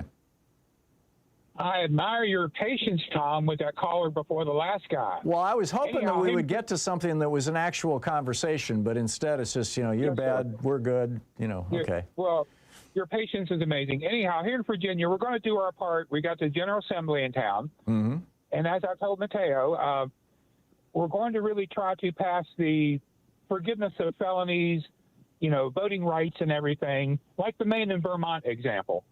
Maine and Vermont did not take away your rights for felonies. I think that's wonderful. Right. I wish we could do it. Yeah, these laws that made it illegal for you to vote if you were a felon were pretty much all put into place, mostly in the southern states and mostly in the 1880s and 1890s. Yeah, racist, I know. Yeah, it was a blowback to Reconstruction. You know, when Neil Young said Southern Man, that was such a good song, if you know what I mean. Yeah, I do. Anyhow, but we're going to do our part trying to do the 10-1. We may succeed. You know, the redistrict, you know, the whole thing, the second session. You know what I'm talking about, right? I do, yeah, we're trying to get some more Democratic seats for the House right here, by here in gerrymandering. Virginia, where we're trying to, you know, redo the House and everything. And just my little act of protest on January 6th, and I pray everybody may do this from now on. I lowered every flag I could to half staff. Saluted it, lowered it, saluted it, and went to the next one. My little protest. Where were these flags? So, sir? Where were these flags you were lowering? Oh, at post offices, at McDonald's, at Sheetz gas stations. Oh, really? Any flag that had a thing I could lower. Now, some of them got the box on it. You can't lower it. Right. But I did do it at county offices in Hanover County. We're known for our book banning. Yeah. Heavens. But anyhow, just I wish everybody a good day. And please vote. Support voting rights. Yeah. Vote early. For sure. Vote early. Yeah. Don't trust the mail-ins. I know mail-ins great, but you know, with the post office thing going on, as you have mentioned, yeah, take it in person. I'm with you, Lynn. Thank you very much for the call. Good talking to you. It's 45 minutes past the hour and a half. 45 and a half. We'll be back with more of your calls in just a minute. Stay with us.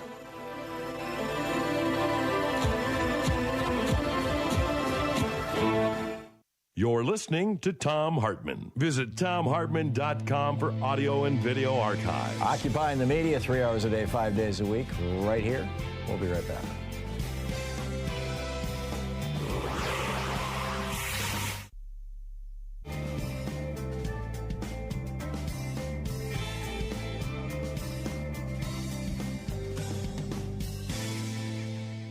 And welcome back. Scott in Portland. Hey, Scott, what's up? Hey, Tom. Love that Clinton mic drop. Real quickly before I get to when you were talking to Greg and you was saying about how they shut the oil down and it was congealing in the pipeline. I was reminded. I read an article in the 80s of a Siberian pipeline that was notorious leaker, and they had a picture of a northern a Siberian white bark beech birch tree forest. And you know how after a flood you can see that black line or the dark line on the wall that shows the water. There was every tree in the picture was black up to about 4 feet. Wow! And because that entire forest had flooded with oil, and the reason the Soviets didn't stop the pumping to patch it up because they knew they have high paraffin in their oil and it would have congealed. And so same problem then in the 80s. Anyway, what I was calling about with this the upcoming budget shutdown, and you were saying, you know, change the DHS funding and stuff. Clarify this for me, because if they pass the CR, nothing changes.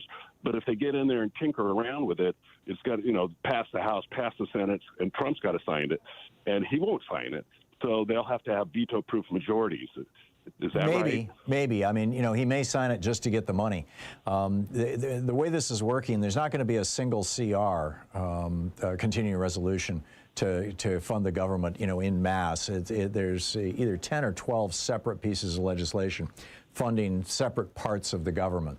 And they've come to an agreement on 5 or 6. I believe 6 of them have already passed both houses, in fact.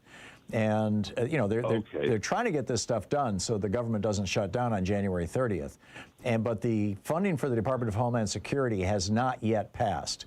And that's the one where you got, like Senator Chris Murphy out there saying, this is the where we're going to draw a line in the sand. I got it. That's the piece I didn't get. Yeah, because I was sending a message to my Representative Maxine Dexter, and I kind of stopped and said, "Well, wait a minute. I can't advocate that if they can't target that." But what you're saying makes that clear. So that's what I was kind of getting for. So thanks for the clarification and everything else you guys do. Thanks so much. Well, thank you, Scott. No, the message, just to be very, very clear, the message to our elected representatives, and it's probably more important to deliver this to Republicans than Democrats, although although I would the caveat I'd put on that is Democratic leadership, Jeffries and Schumer, need to hear from all of us, because they seem inclined to cave in on this thing, or at least that's what I'm reading over on Daily Kos. And, you know, the message has to be ICE has to reform itself. They've got to take off the masks, and they've got to stop attacking people and their homes and their cars without warrants.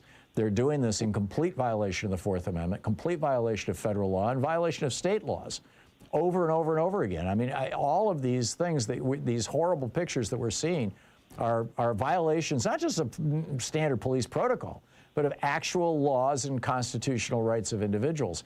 And you got J.D. Vance out there saying, well, they've got complete immunity, absolute immunity, you know, which is BS. But I mean, you know, so the message to our elected officials has to be ICE has to reform itself. And ideally, Homeland Security would rename itself. But, you know, that's just my little hobby horse.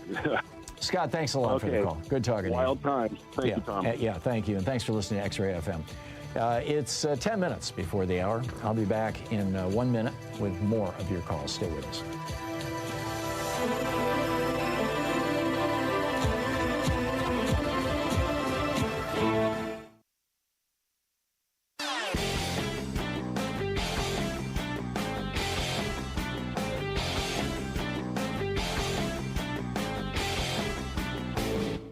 Hey, thanks so much for sharing our program and for reaching out to our stations and sponsors and letting them know that you're listening. It really means a lot to us. There's a line drawn deep across this land, not with rifles but by sleight of hand. No uniforms, no battle drums, just laws and lies where the silence comes. They gerrymander maps in the dead of night, hold flood relief to force a fight. And when the people rise to stand and speak, they purge the rolls and cut the weak. The new Civil War isn't with bullets, it's with ballots. They don't storm gates, they just quietly callous. They erase your name with a keystroke sting while the tyrants crown themselves as kings. Yeah, the fight is quiet, but the stakes are loud. It's the vote they fear, so they thin the crowd. 51 minutes past the hour. Welcome back. Picking up your calls here. Mark in Portland. Hey, Mark, what's up? Oh, hey, regarding the DHS funding at the end of the month, shouldn't Democrats in the Congress require to see training manuals of what these guys are being trained in writing and discuss that openly with Noam and others that are in that department? I mean, that to me is a no-brainer. I mean, why won't they at least require that training manuals be passed out to Congress? I'm not even sure they have them anymore. I mean, they just a couple of weeks ago, they cut the training period from, I believe it was 9 months, down to 47 days. 47 because Trump is the 47th president. I mean, that, if nothing else, tells you that this is Trump's private Schutzstaffel, his private protection force, his private police force, rather than, you know, a government agency dedicated to immigration enforcement. You know, it would almost be worth someone to just infiltrate the training process with a camera, a video camera somehow, and just film. What are we being taught here? What are they saying? Go ahead and bash heads regardless or whatever? I mean, It just seems like there needs to be a way for this information to get out to the public so they can see how these guys are being trained and what they're being told. You know what I mean? I absolutely do, Mark. Brilliant suggestion. Thank you very much for it. Clay in Vicksburg, Mississippi. Hey, Clay, what's on your mind today? Hi, Tom. The DHS, we didn't have that before Bush. That's right. So we had 36, I believe, or 34 independent agencies. And the problem was that the FBI and the CIA weren't talking to each other, which left us vulnerable to 9/11. And so the idea was, let's consolidate all these agencies under one kind of czar, you know, the director of DHS. And I think, you know, it was an experiment. I don't think it's working. Well, why don't we just not fund it at all? Yeah, it's fine with me. Try to ask for reforms. Yeah, and provide separate funding for individual agencies. I mean, you want to fund the FBI, you want to fund DEA, you want to fund, you know, ATF. And if Congress is having to vote on that, I mean, I guess they'd have to make new bills, but to reform those agencies as standalone. But I believe so. Yeah. I just wonder if it's possible to have the Democrats vote to not fund it at all. Well, that's there's this growing chorus of calls, and my voice included, that's saying don't fund them at all until they institute some real reforms. And we've got 2 weeks here to fight this battle. So we'll see how it plays out. Clay, thank you for the call. Spot on. Tim in Westmore, Vermont. Hey, Tim. Tim, what's up? Hey, Tom. I want to propose that we focus on bringing back Air America Radio through the NPR network that has not only been defunded now, but the Corporation for Public Broadcasting, they shut it down. It's no more. So well, they always the CPB was like an umbrella organization that mostly served as a funnel for revenue, mostly federal revenue. Right. CPB is gone, but PBS, the television network, and NPR, the radio network, they're still alive and well and doing good.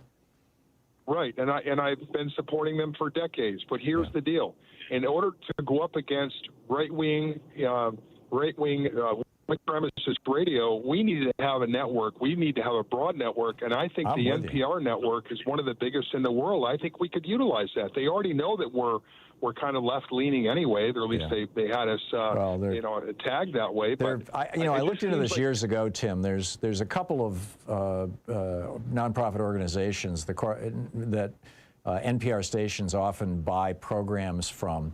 American Public Media or American Public Radio is one of them. There's another one. They do these shows like Ira Flato's show on science and stuff like that. And I looked into what it would take. This was around the time that Air America was imploding. What it would take to get my show on one of those platforms, and it was virtually impossible. I mean, you've got to have real institutional juice behind you. What I think we should do, and I've been advocating this for decades. I wrote the original business plan for Air America Radio and helped create that network. And what I've been arguing is that it's about $1 billion is what it would cost. I mean, Clear Channel was for sale a while ago for $1 billion. It was about 6 years ago. And after Mitt Romney got rid of it, he just bought it so that he could knock us off the air. It's the only reason he did, and he succeeded in doing that. And then he bankrupted it, and it was for sale. And I wrote an open letter to Tom Steyer saying, "Hey, buy this network and put us back on. You'll have 800 radio stations. Let's do it." But no left-wing billionaires would step up to that plate. I think it's just an absolute flaming tragedy. Because particularly in the red states, where radio still is a big deal because people drive long distances. Wyoming, Montana, Iowa, Nebraska, Kansas. In those states, it's cheap to buy radio stations, and they have a hell of a lot of impact. That's how the Republican Party took over those states.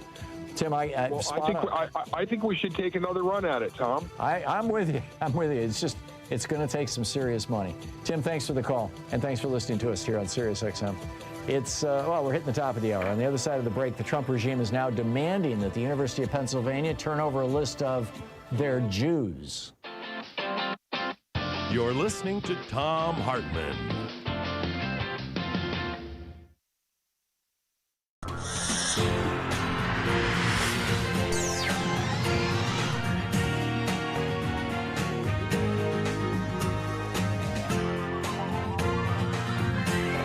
We say fight back!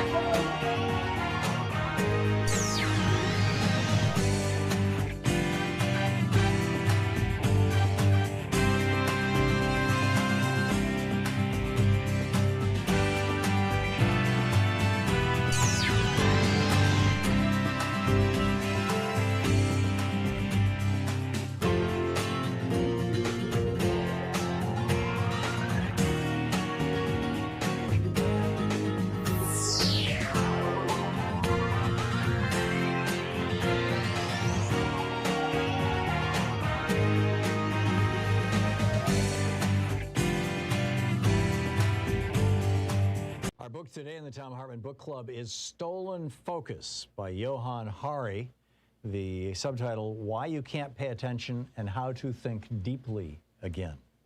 This is from the introduction titled Walking in Memphis.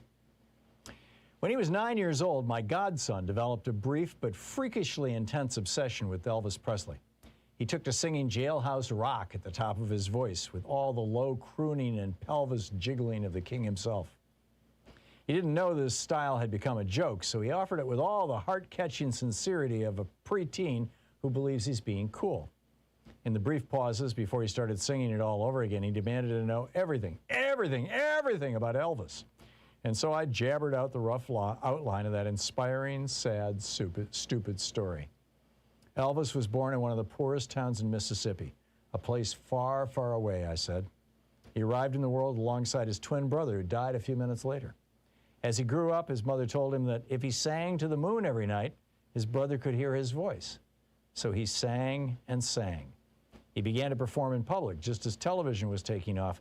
So in a sudden swoosh, he became more famous than anyone had ever before been. Everywhere Elvis went, people would scream until his world became a chamber of screams. He retreated into a cocoon of his own construction where he gloried in his possessions in place of his lost freedom. For his mother, he bought a palace and named it Graceland. I skimmed through the rest, the descent into addiction, the sweating, gurning, stage jammering in Vegas, the death at the age of 42. Whenever my godson, who I'll call Adam, I've changed some details here to avoid identifying him, asked questions about how the story ended, I got him to duet Blue Moon with me instead. You saw me standing alone, he sang in his little voice, without a dream in my heart, without a love of my own.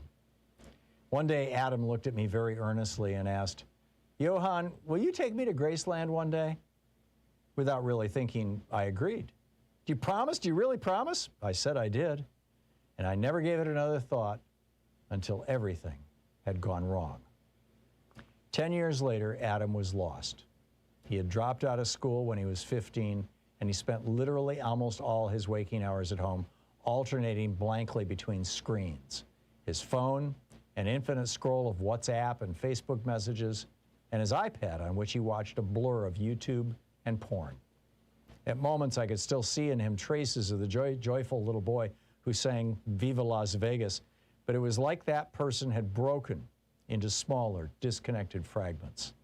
He struggled to stay with the topic of conversation for more than a few minutes without jerking back to his screen or abruptly switching to another topic. He seemed to be whirring at the speed of Snapchat, somewhere where nothing still or serious could reach him.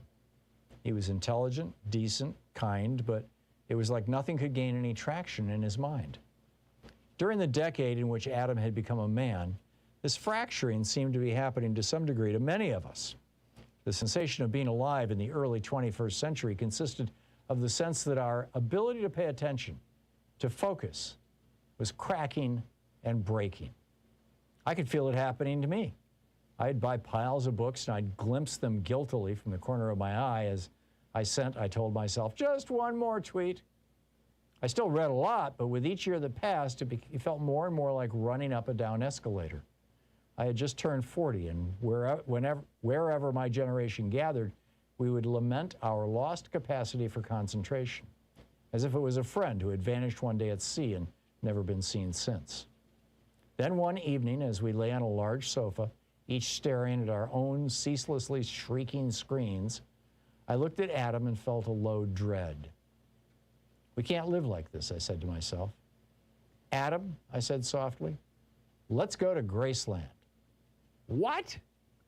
I reminded him of the promise that I had made to him so many years before.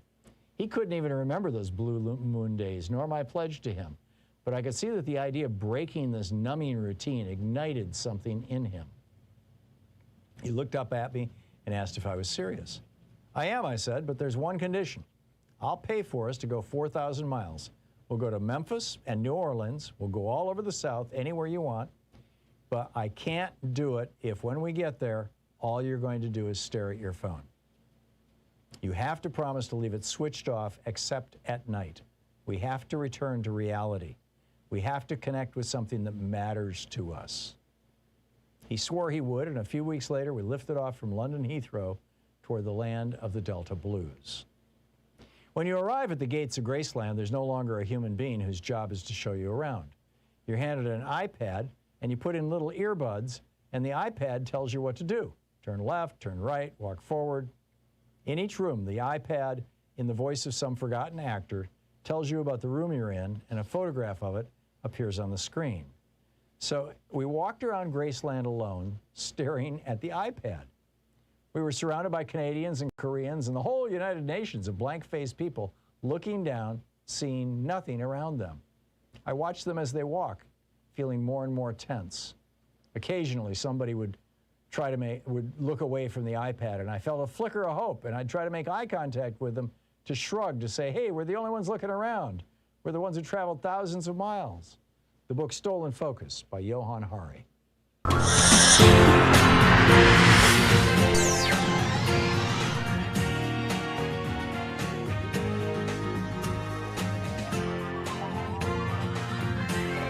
We say fight back!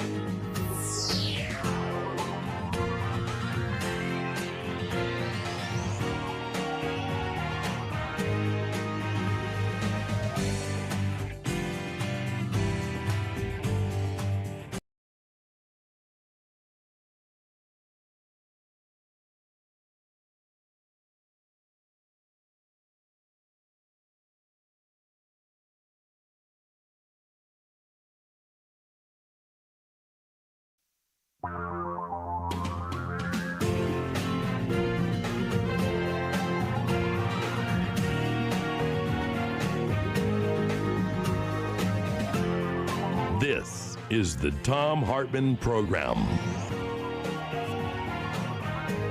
Welcome to the third hour of our program. Well, this is special. The ICE is out there using literally Nazi slogans, you know, Ein Volk, Ein Führer, Ein Reich, you know, or variations thereof. They're making naked appeals to white supremacists to join ICE. And now the federal government, the Trump administration, it's actually the U.S. Equal Employment Opportunity Commission, the EEOC, is demanding that the University of Pennsylvania compile a list of all the people who work at the university, janitors, staff people, teachers, whoever, who are Jewish, and turn that over to the federal government. Now, what kind of alarm bells should this set off? I mean, you know, the excuse that they're providing is, well, we want to interview these people to see if they've been the victims of anti-Semitism so that we can use that to harass the University of Pennsylvania, threaten its leadership, defund it, and generally, you know, just ruin another college if they don't go right wing. But give us a list of your Jews? Really? I'm just blown away. I mean, this is, they sued them in November because the university is saying, we're not going to compile a list of Jews. And if we did, we wouldn't give it to you. I mean, this is, the American Association of University Professors, their national and their Penn chapters, the university's Jewish Law Students Association, the Association of Senior and Emeritus Faculty, and the American Academy of Jewish Research filed a motion in federal court to intervene. They wrote, and I quote, "These requests would require Penn to create and turn over a centralized registry of Jewish students, faculty, and staff, a profoundly invasive and dangerous demand that intrudes deeply into the freedoms of association, religion, speech, and privacy enshrined in the First Amendment. We are entering this is what the group said. Norm Eisen, who is the co-founder and executive chair of the Democracy Defenders Fund, in a press call told the media, he said, "We are entering territory that should shock every single one of us." Yeah, you think? That kind of information, however purportedly benign the excuses given for it, can be put to the most dangerous misuse. This is an abuse of government power that drags us back to some of the darkest chapters in our history. Incredible. Just incredible. I wonder how many other universities the Trump administration is demanding compile lists of all their Jewish staffers and students. Last spring, the article notes, the commission texted this, the EEOC texted the personal phones of employees of Barnard College, the women's school affiliated with Columbia, linking to a survey that asked respondents whether they are Jewish, whether they identified as either Jewish or Israeli. Incredible. Meanwhile, you'll recall, like, 20, 25 years ago when, we had the Paris Agreement at the big COP meeting. We agreed, all the countries of the world, most of the countries of the world, agreed to try to limit global warming to 1.5 degrees Celsius. Well, the numbers are in from 2025, and of course, about this time last year, we had the numbers for 2024. 2024, you will recall, we talked about it at some length on this program with Michael Mann. That year, it looked like we had hit that 1.5 degree Celsius ceiling that we were not supposed to go above. It looked like that might be the case, but you really need 2 years of data to know. Well, the 2025 data is in, and sure enough, we're there. We have permanently crossed that threshold. And the result of that is that we are seeing more intense and more frequent heat waves, floods, droughts, an extended wildfire season, more and more coastal flooding as sea levels are rising. These are stressing our food systems. They're stressing our water systems. They're creating significant challenges to public health. And then not just in America, all over the world. It's particularly difficult in third world countries or in developing countries. Insurance instability, financial instability. We just learned, I want to get into this in more detail tomorrow, but we just learned that the Fed, it just gave $500 billion to the bankers on Wall Street. Apparently Jerome Powell is very concerned that we might be on the edge of another crash. Migration. I mean, we know now that most of the Guatemalans who came to the United States were actually fleeing climate change. They were small farmers in Guatemala whose farms turned to sand. It's like what happened during the Dust Bowl in the United States. That's happening right now in Central America. In fact, it's happening in equatorial regions all around the planet. So those people, they lose their homes, they lose their livelihood. What do? They come here. And we're crossing irreversible thresholds. The most dangerous one, in my opinion, is the AMOC, the Great Conveyor Belt, this flow of warm water that originates in the southern Pacific off the coast of Asia and then goes all the way down under the tip of Africa and then back up along the east coast of South, Central, and North America, and then, around New York or thereabouts, it starts going out to sea and ends up about, 100 miles, a couple hundred miles south of the tip of Greenland. And at that point, it has, it's mixing with cold water from the Arctic, and it sinks back down. We call it the Gulf Stream here in the United States. Sinks back down and heads back underneath Africa and back out to the Pacific. So it's this great conveyor belt that is transporting heat and salt. And the big problem is that the melting of the ice in Greenland is pouring hundreds of millions of gallons of water a minute right now into the North Atlantic, and it's diluting. This is fresh water, right? It's diluting, it's reducing the salinity of the water in that region, which reduces its tendency to settle, to sink. And that, if that hits a threshold point where it shuts down the AMOC, where it shuts down that great conveyor belt, then within 2, 3, 4 years, probably at the most, much of Europe is going to become, if not uninhabitable, then at least incapable of growing food. You will have, you know, basically something like a year-round fall to winter climate from Central Europe north. I mean, keep in mind, Alaska is at the same latitude as Fairbanks, London is at the same latitude as Fairbanks, or more or less. The only reason that London doesn't have the kind of, you know, wild weather that you know, Alaska does is because of the ocean. Well, for that matter, Fairbanks is, their weather is moderated by the Pacific.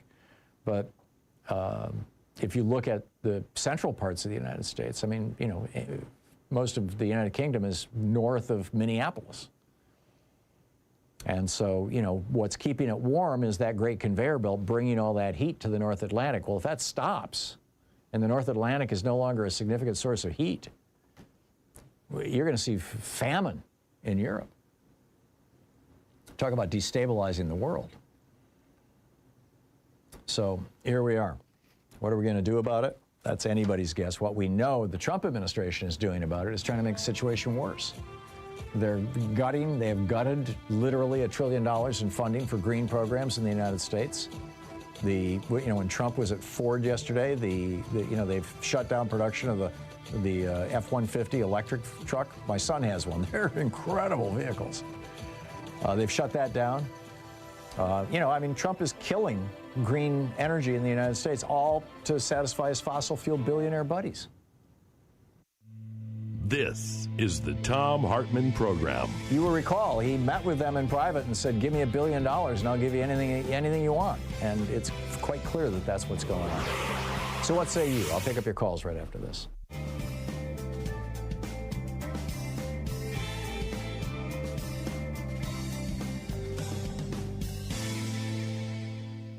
And welcome back. Gary in Seattle. Hey, Gary, what's on your mind today? Hey, Tom, thanks for taking my call. I just wanted to point out that the rest of the world is moving on with the solar, wind, and battery program. Yep. I mean, it's happening in Africa. China's shipping those panels to Africa. Wind and solar are now cheaper than any other form of energy, period. Not even close. It's not even close. Yep. Right? I mean, if you add in the effluent that burning fossil fuels, we should be adding that as a cost, but we don't. Yeah. Right? Yeah. No, we get tens of thousands of deaths every year in the United States as a result of car exhaust. I'm not talking people sucking fumes. I'm talking about the stuff you're inhaling as you're driving down the freeway.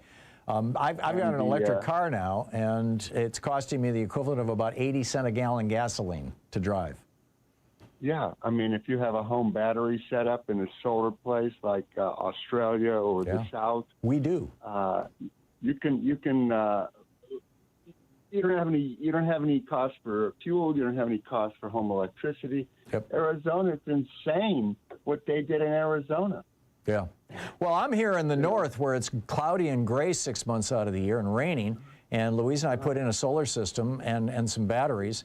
And our monthly electric bill went from over $500 a month down to $14 a month throughout the summer. And that was just what they charge you to stay hooked up to the grid. And now in the depths of winter, when it was $500 to $600 a month, we have an all electric house, right? Heat pump, we don't even have gas coming into the house. And my electric bill now is like $100 a month on a really bad month. Yeah, same. And I can recharge my car with all that. You can reach what?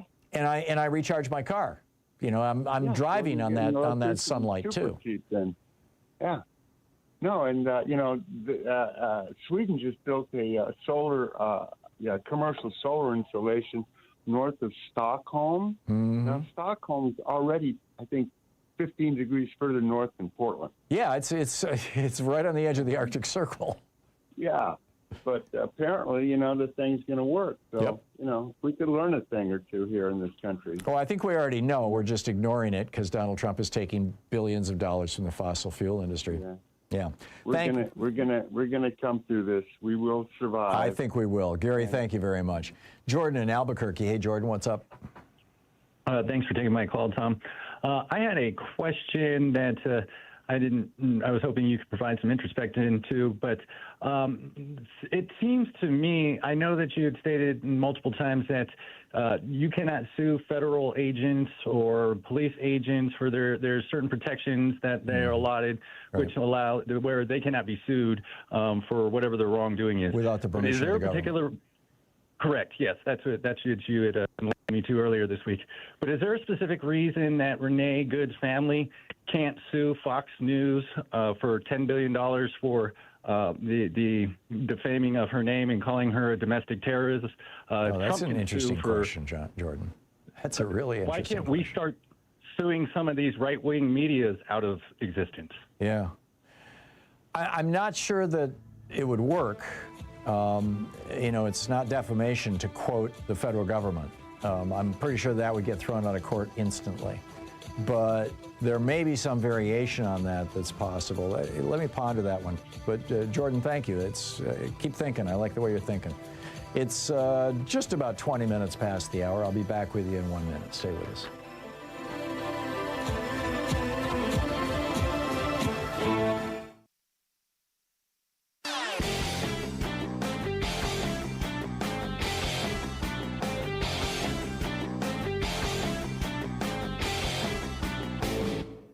Missed my opening rant today? It's usually published over at HartmannReport.com, where you can read it and share it with your friends for free. Check it out, HartmannReport.com.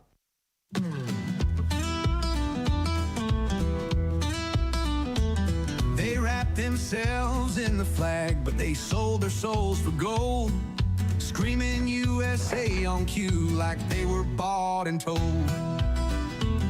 They chant for a con man, swear the truth's a lie, while their billionaire masters watch and laugh from up high.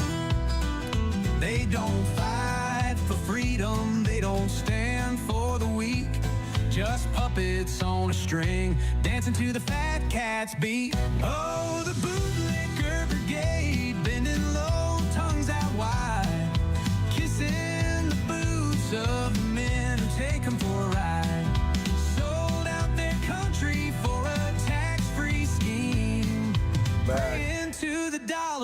Now, this is troubling. Hang on just a second here. I bumped something, and it appears that I just turned off my computer, and it's not coming back on, and I don't know why or what's going on with this thing. So, hang on just a minute. Let me see if I can push a button here and bring back my power. I don't know. Sean, can you pull up the phone lines on one of your computers and put people on the air for me?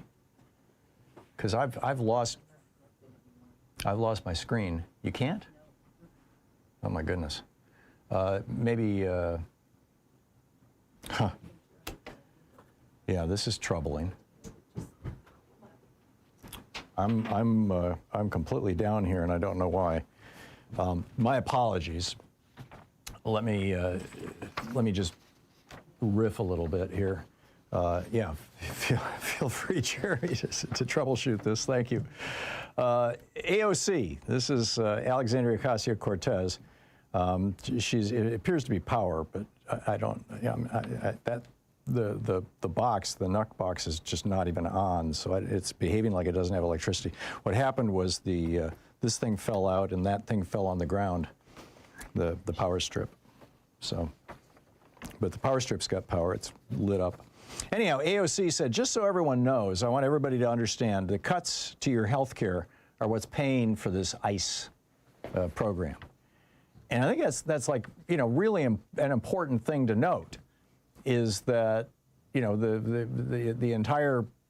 entire ICE thing right now is running on funds that are available as a result of people not being able to have health care. I mean, which is just incredible. So, hey, Mateo? Joe on line 2. Oh, Joe on line 2. Perfect. Thank you. Yeah, you can put people on for me and just yell names at me? I can try to. Cool. Okay, Joe on line 2. You're on the air. What's up? Hey, Tom. Joe in Puerto Rico. Always good to talk to you. Hey, I've got a couple of ideas here.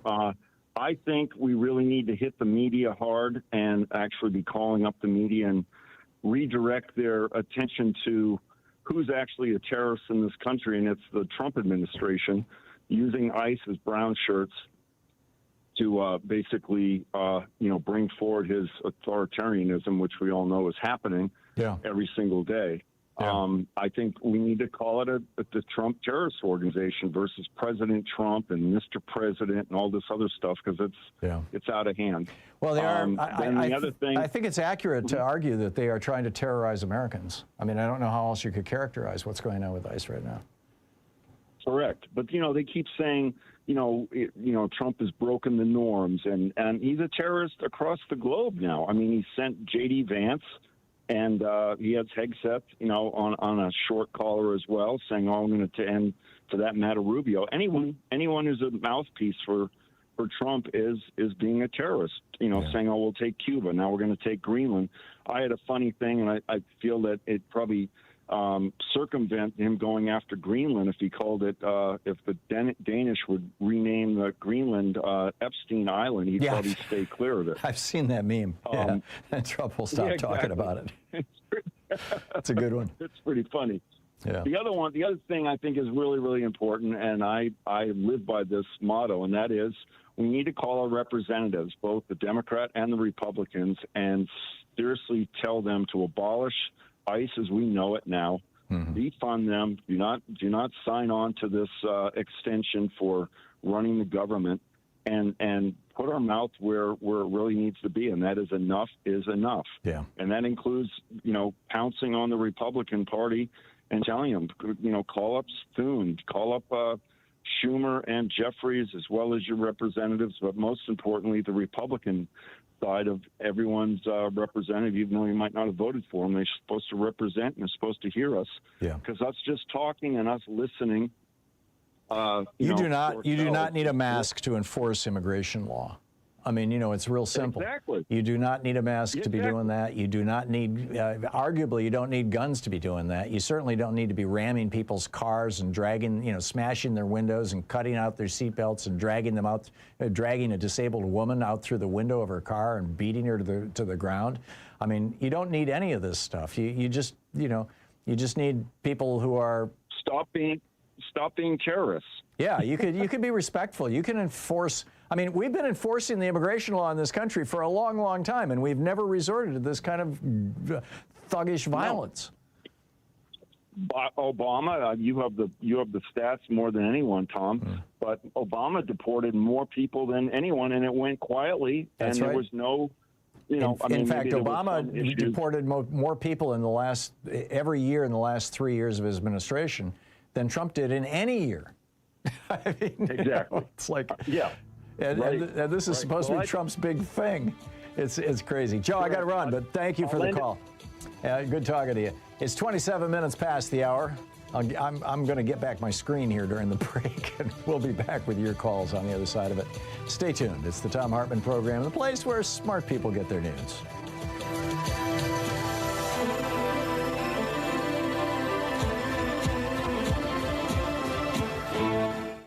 You're listening to the Thom Hartmann Program. Call 202-808-9925. We'll be right back. Stay with us.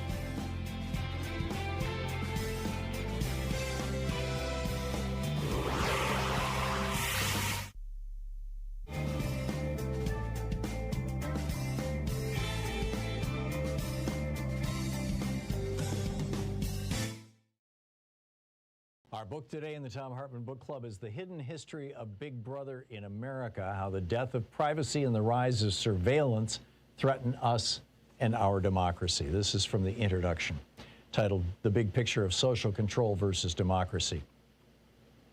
This book deals with two very large and often amorphous concepts, privacy and surveillance in the context of government and the marketplace. Both concepts have undergone changes over the millennia of recorded human history, and those changes have dramatically sped up and expanded over the past few centuries, starting with the widespread use of the printing press in the mid to late 15th century, when books and newspapers began to proliferate across Europe, and in the rest of the civilized world by the end of the 17th century, civilized in quotes. The development of radio, television, and the internet in the 20th century heightened the need to define more clearly what both concepts meant and how they applied both to governments, the public sector, and to individual and corporate players, the private sector. The thought police and Big Brother are terms introduced into the popular lexicon by George Orwell in his novel 1984. Big Brother was the overweening, all-powerful government of Orwell's novel, and the thought police were those who managed to burrow so deeply into every citizen's behavior, speech, and even thoughts that they could control or punish behavior based on the slightest deviations from orthodoxy. Orwell was only slightly off the mark.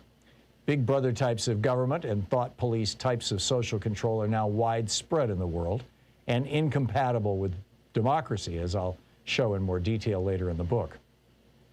Most concerning for Americans and citizens of other democratic nations, in quote, the mentality of both has heavily infiltrated both American government and corporate sectors, reaching so deeply into the day-to-day details of our lives that the techniques and technologies they use can and do not only control, but predict our behavior. The goals of those who violate privacy and use surveillance is almost always social control and behavior modification. Setting aside pure voyeurism, these are the areas where money is made, power is accumulated, and political or business goals are reached. And whether they are of government or of corporate Big Brother, the goals are largely the same and consistent with those just mentioned. Secrets are now for government and giant corporations to know and hold, but not for average people. And they're used by Big Brother to both acquire and hold power. J. Edgar Hoover had secrets to hide, for example, so he knew well their power.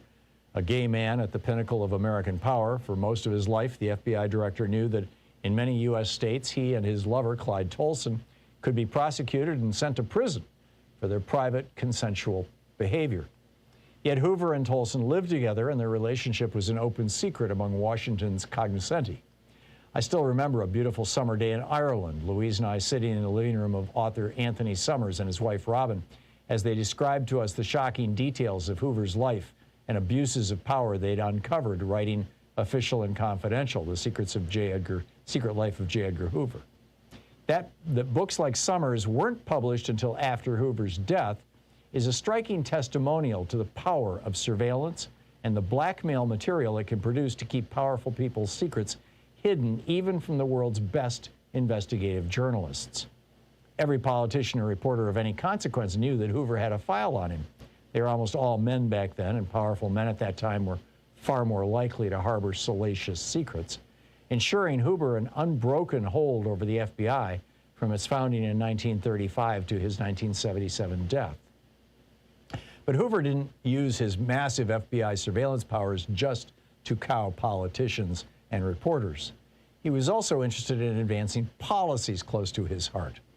A dedicated white supremacist running an FBI where all meaningful power was held in white hands throughout his life, Hoover, or an underling at his behest, famously sent FBI surveillance tapes of Dr. Martin Luther King Jr. having an extramarital affair to the civil rights leader himself, implying that they'd next go to his wife and the public if he didn't commit suicide.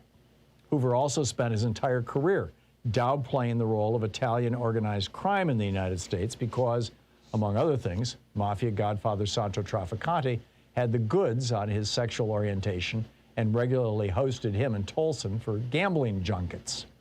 When, in 1961, Attorney General Robert F. Kennedy overruled Hoover and began prosecuting the mob, with the number of cases brought shooting up from dozens annually to over 700 a year in the early 1960s, the mafia backlash eventually destroyed the Kennedy dynasty. There's a more modern story of how surveillance and invasions of privacy have impacted American politics. The rise to the presidency of serial rapist, wannabe fascist, and crooked businessman Donald Trump. The biggest Big Brother of the corporate world, Facebook, had for years been compiling massive troves of personal data on Americans, even Americans without a Facebook account, as any page with a Facebook logo on it can send your browsing activity back to Facebook. And sometime in the mid-2010s, Cambridge Analytica hired a data scientist to put together an app that could suck down that data without Facebook's knowledge. Cambridge once bragged that they ended up with more than 4,000 data points on each of 230 million Americans. The book, The Hidden History of Brother in America, How the Death of Privacy and the Rise of Surveillance Threaten Us and Our Democracy, by Thom Hartmann.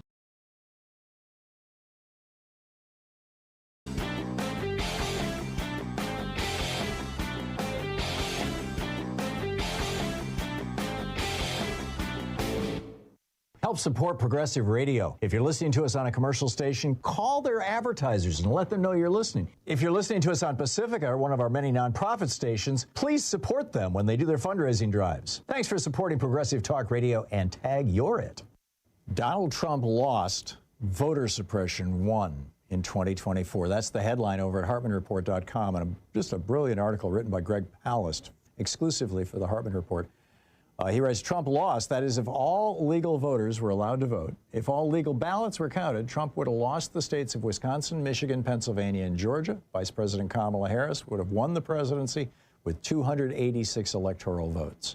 And if not for the mass purge of voters of color, if not for the mass disqualification of provisional and mail-in ballots, if not for the new mass vigilante challenges in swing states, Harris would have gained at least another 3.5 million votes, topping Trump's popular vote tally by 1.2 million.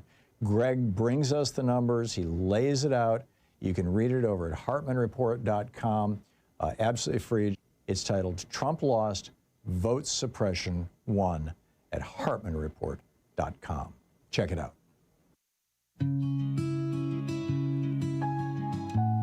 Welcome back. 35 minutes past the hour, and yes, I got my screen back. The wonders of modern computer technology. Devon in Pittsburgh. Hey, Devon, what's on your mind today? Hey, Tom. Well, yesterday, a history-changing event happened in our country that is somewhat getting overlooked by some, and that is to say that 6 prosecutors in the DOJ office in Minnesota resigned yesterday because they were told.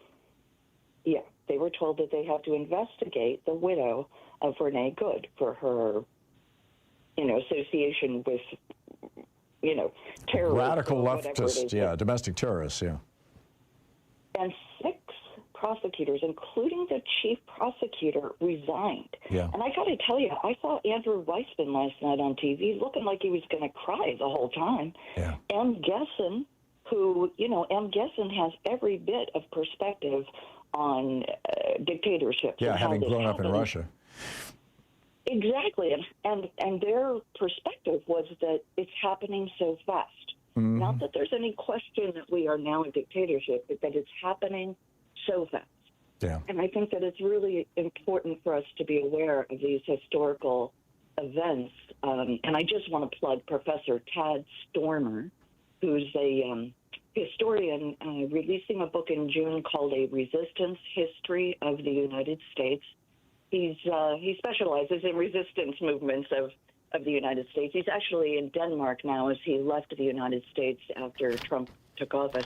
Like Tim Snyder did. Professor Tad, exactly, yeah, a little before Tim, I think. But, Professor Tad Stormer is really spot on with his analysis of history in comparison to where we are today. And I just think that, it's later than we thought when I first believed you. We really gotta get about making change, because waiting for the election, Tom, is, as much as I believe in elections and want everyone to vote, it is not an option. Yeah. It is not. Yeah. So let's make resistance. Let's throw sand in the gears, like Tom Tillis is doing.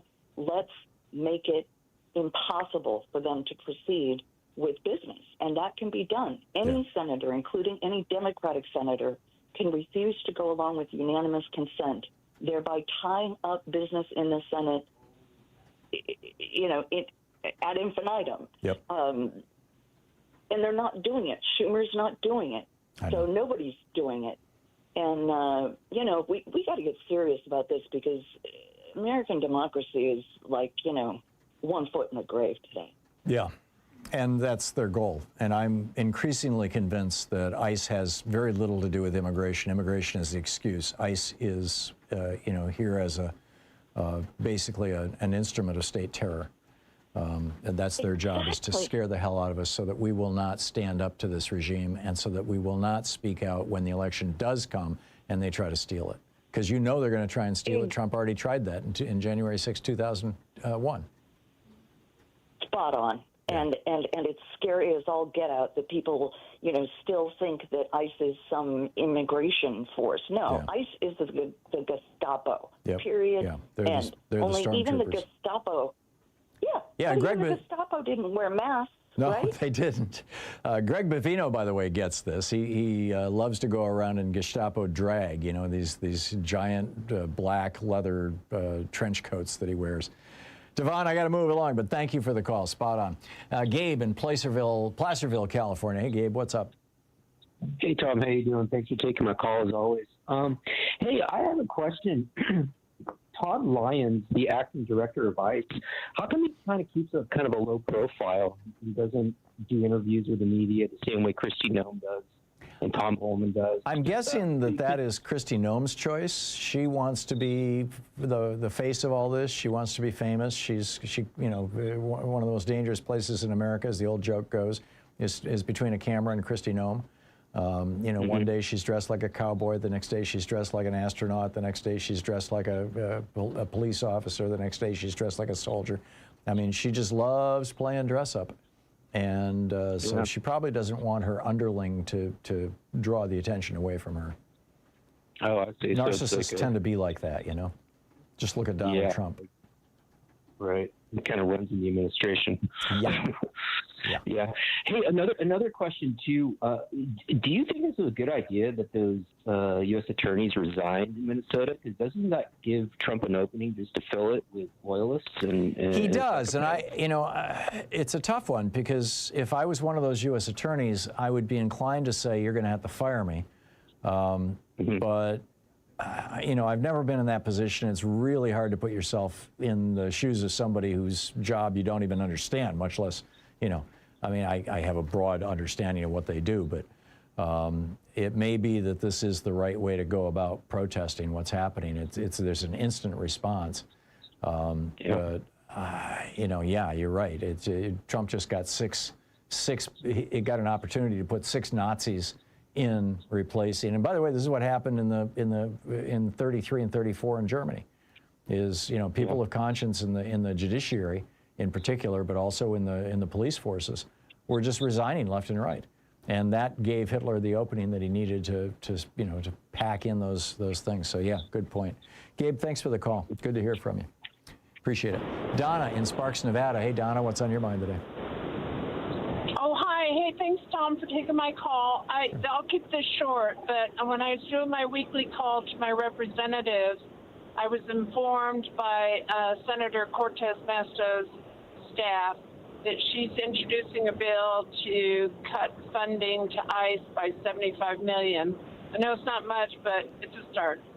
$75 million is like, 3 hours of expenditures. This is an agency that's got a $100 billion budget.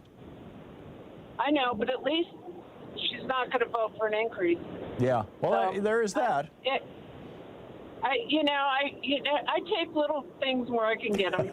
I'm with you, Donna. I get it. Yeah. Okay. Well, good on you for calling your office. And also, if you want to get ICE to take down their masks, tell them there's a pandemic. There you go. Yep. Yeah. Thank you, Donna. Thank you. Good talking to you. Steve in Rockwood, Oregon. Hey, Steve, what's up? Hey, good morning, Tom. Hey, boy, last week sure felt like a heck of a month in news. Yeah, well said. And it was very difficult to get in and to call you, because I guess there's so much going on. Everybody wanted to call. My call is about January 6th, and that the violence on that day was not the insurrection. That was the diversion. The real insurrection happened in the back rooms. We know that the vice president refused to get in a car and leave the Capitol building. Right. And had he left, the next person in charge would have been Chuck Grassley. Right. The day before, Chuck Grassley said that he was prepared to do his job as what the vice president would have done. Right, making Trump president. Yeah, you're right. Making Trump president. That is the true insurrection. Well, and that's why diversion. Yeah, and that's why Jack Smith was asking for the phone records of these guys, because they were corresponding with Donald Trump that evening, the evening of January 5th. Tommy Tuberville was over at his hotel up in up in his private quarters with his son and some of the, Roger Stone and some of these other people. I think that there was a fairly substantial conspiracy here, and that the conspiracy broke down because Mike Pence wouldn't leave the Capitol building. You're absolutely right. Yeah, and that's why they wanted to hang this him. driver that Mike Pence didn't recognize. Yeah, and wouldn't get in the car. You know what? Who gave him orders? Well, that's a good question. Pence would have been 50 miles away, and then they would have said, "Okay, let's reconvene." Oh, Mike Pence isn't here. Too bad. Well, apparently Jack Smith is going to testify in open hearings next week, or perhaps the week after. I believe it's next week. And I sure hope that some of this stuff, that they get around to this stuff, because this is the nub of the issue right here. What was the insurrection? How extensive was the conspiracy? How many Republicans were actively involved in it? We know 141 of them voted with the conspiracy. So, yeah, I'm with you. Steve, thank you very much. Well said. It's 45 minutes past the hour. I'll be back with you in just a minute.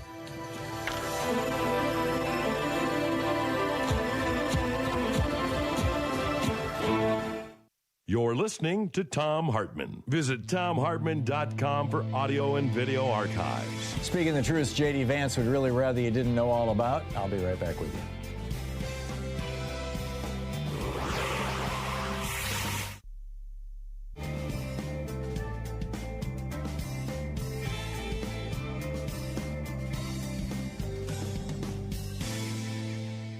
And welcome back, Mike in Jacksonville, Florida. Hey, Mike, what's on your mind today? Yeah, it's nice to talk to a human being. Thank you. This is Mike from Cleveland, but I've done moved to Jacksonville. Uh-huh. I'm cautiously optimistic. I got a 49.6 escape trawler. Mm-hmm. I'm going to have to self-deport. Yeah, you were talking about the Gulf Stream. The methane hydrate's going to be the problem. Yeah. Oil ships can't transfer. They can't run on air bubbles. And that's what that's going to do. That'd be a whole lot of another problem. Yeah, well, I was thinking about wandering into that territory, because what's going to happen is you're going to end up, without the Gulf Stream, you're going to end up with parts of the ocean that are much, much warmer and parts of the ocean that are much, much colder. And the much, much warmer parts, where they're near continental shelves, which is where all those clathrates are, the methane hydrates, will start mobilizing those, will start melting those. And that is what led to the Permian mass extinction 250 million years ago. Well, on a brighter note, I was happy to see that they got the names of a bunch of these ice boys, and I still think they probably need to air tag some of them and follow them back to their den. The more of them we can get. Yeah, this is going to be interesting. I didn't mention it today on the air because I'm waiting for the other shoe to drop, but the story is that somebody somebody on the inside just leaked the names of, 4,500, 4,800, something like that, a little short of 5,000 ICE officers. That's a good start. Yeah. But identifying these critters and letting their folks see who they are. Like I say, all politics is local. So if folks can see what's going on, I don't think they're particularly stupid. They're just uneducated and really don't have time to worry with it. But well, and they're making $200,000 a year. Yeah, well, we're in a sticky wicket right now, but I'm cautiously optimistic because of the pendulum effect. Yeah. We've already got the 100 monkey thing going on. Once 100 monkeys start doing something, then it's socially acceptable, and that gives everybody else the diminishing responsibility factor. Yeah. So they can go out there and beat people up. Yeah. But if we get enough of these people on record, I think the pendulum effect's going to be their undoing. And I think you're right, Mike. I take some heart from the fact that people ain't just laying down. I mean, it's yeah, that was, when in the early days when Trump went after Columbia University and they rolled over, when he went after Paul Weiss, the big law firm, and they rolled over, I was thinking, oh God, this is it. You know, we are genuinely, really, and truly screwed. He's going to have his way. And then some people started standing up, and they started winning. And now I think he's encountering a lot more resistance than he expected. I think he thought that by this point in time, he would have the United States under his thumb. And instead, what he's done is he's awakened, you know, essentially, what's the old cliche, a sleeping giant. And people are starting to stand up and say no. Not something he likes. Well, just always know if you need a place to go in the Mediterranean, you got a home here. Okay. Well, Mike, thank you for the offer. And nice to hear from you, and appreciate the call, and you know, enjoy your new snowbird existence, right? Is that what it's called, right, when you head down there from the Midwest? Well, I was from Cleveland, Georgia, but yeah. Oh, Cleveland, Georgia. Yeah, we just moved onto a trawler, so we've got some options. Oh, sweet. Sweet. Well, have a good time, Mike. Thanks a lot for the call. Yes, sir. Bless you. Have a good day. Thank you. Back at you. It's 49 minutes past the hour. I'll be back with you in 1 minute.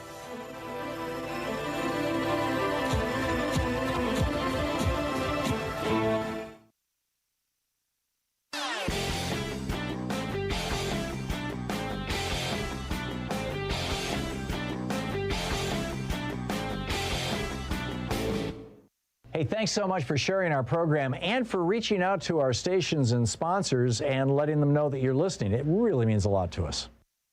So between his tax cuts and crashing the debt ceiling and shifting billions of Treasury dollars into crypto and tariffs and all this other stuff, Trump is threatening to crash our economy. And he doesn't seem to be particularly worried about that. Why would that be? Well, first off, economic disasters are great excuses to cut taxes. Both Reagan and George W. Bush used recessions as their excuse to stimulate the economy by cutting trillions from the taxes of billionaires.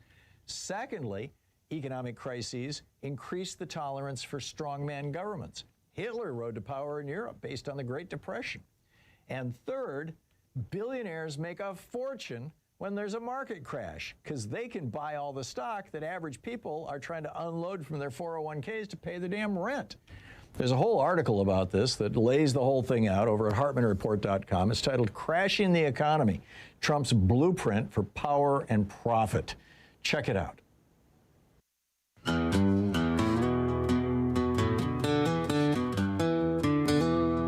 Welcome back, 9 minutes before the hour. Picking up your calls here. Kay in Novato, California. Hey, Kay, what's up? Oh, yes, thank you. Three things if we have time. Last week, I swear you made a comment about the Democratic Socialists, and I just have to verify what that was because it seemed, I was surprised. What the Democratic Socialists had been doing was limiting their activity in electoral politics to those states. There are 5 states that have fusion voting or the equivalent of it, and they've been active in 4 of those 5 states. And with fusion voting, you know, like Mamdani, right? Zoran Mamdani, he was on the ballot in New York under the Democratic Socialist label, but also under the Democratic Party label. So you can do both. That's fusion voting. You can run under 2 parties at the same time. But now, apparently, this guy who's leading them, this rapper guy, has decided that they're going to go to 20 states. Well, what that's going to do is the same thing the Green Party did in 2016 and in 2000, which is pull votes away from Democrats and hand elections to Republicans. And that was a bridge too far for me. Oh, okay. I spoke to a local Democratic Socialist co-chairperson. He was saying each chapter is different, so I don't know. Yeah, I mean, they can make their own decisions and all that sort of thing. And but the guy who's the head of the national thing now says the national thing is going to go national, and they're going to start with 20 states. And you know, I've seen this movie before. I mean, it's what made George Bush president in 2000, and it's our you know, and in every single one of the swing states in 2016.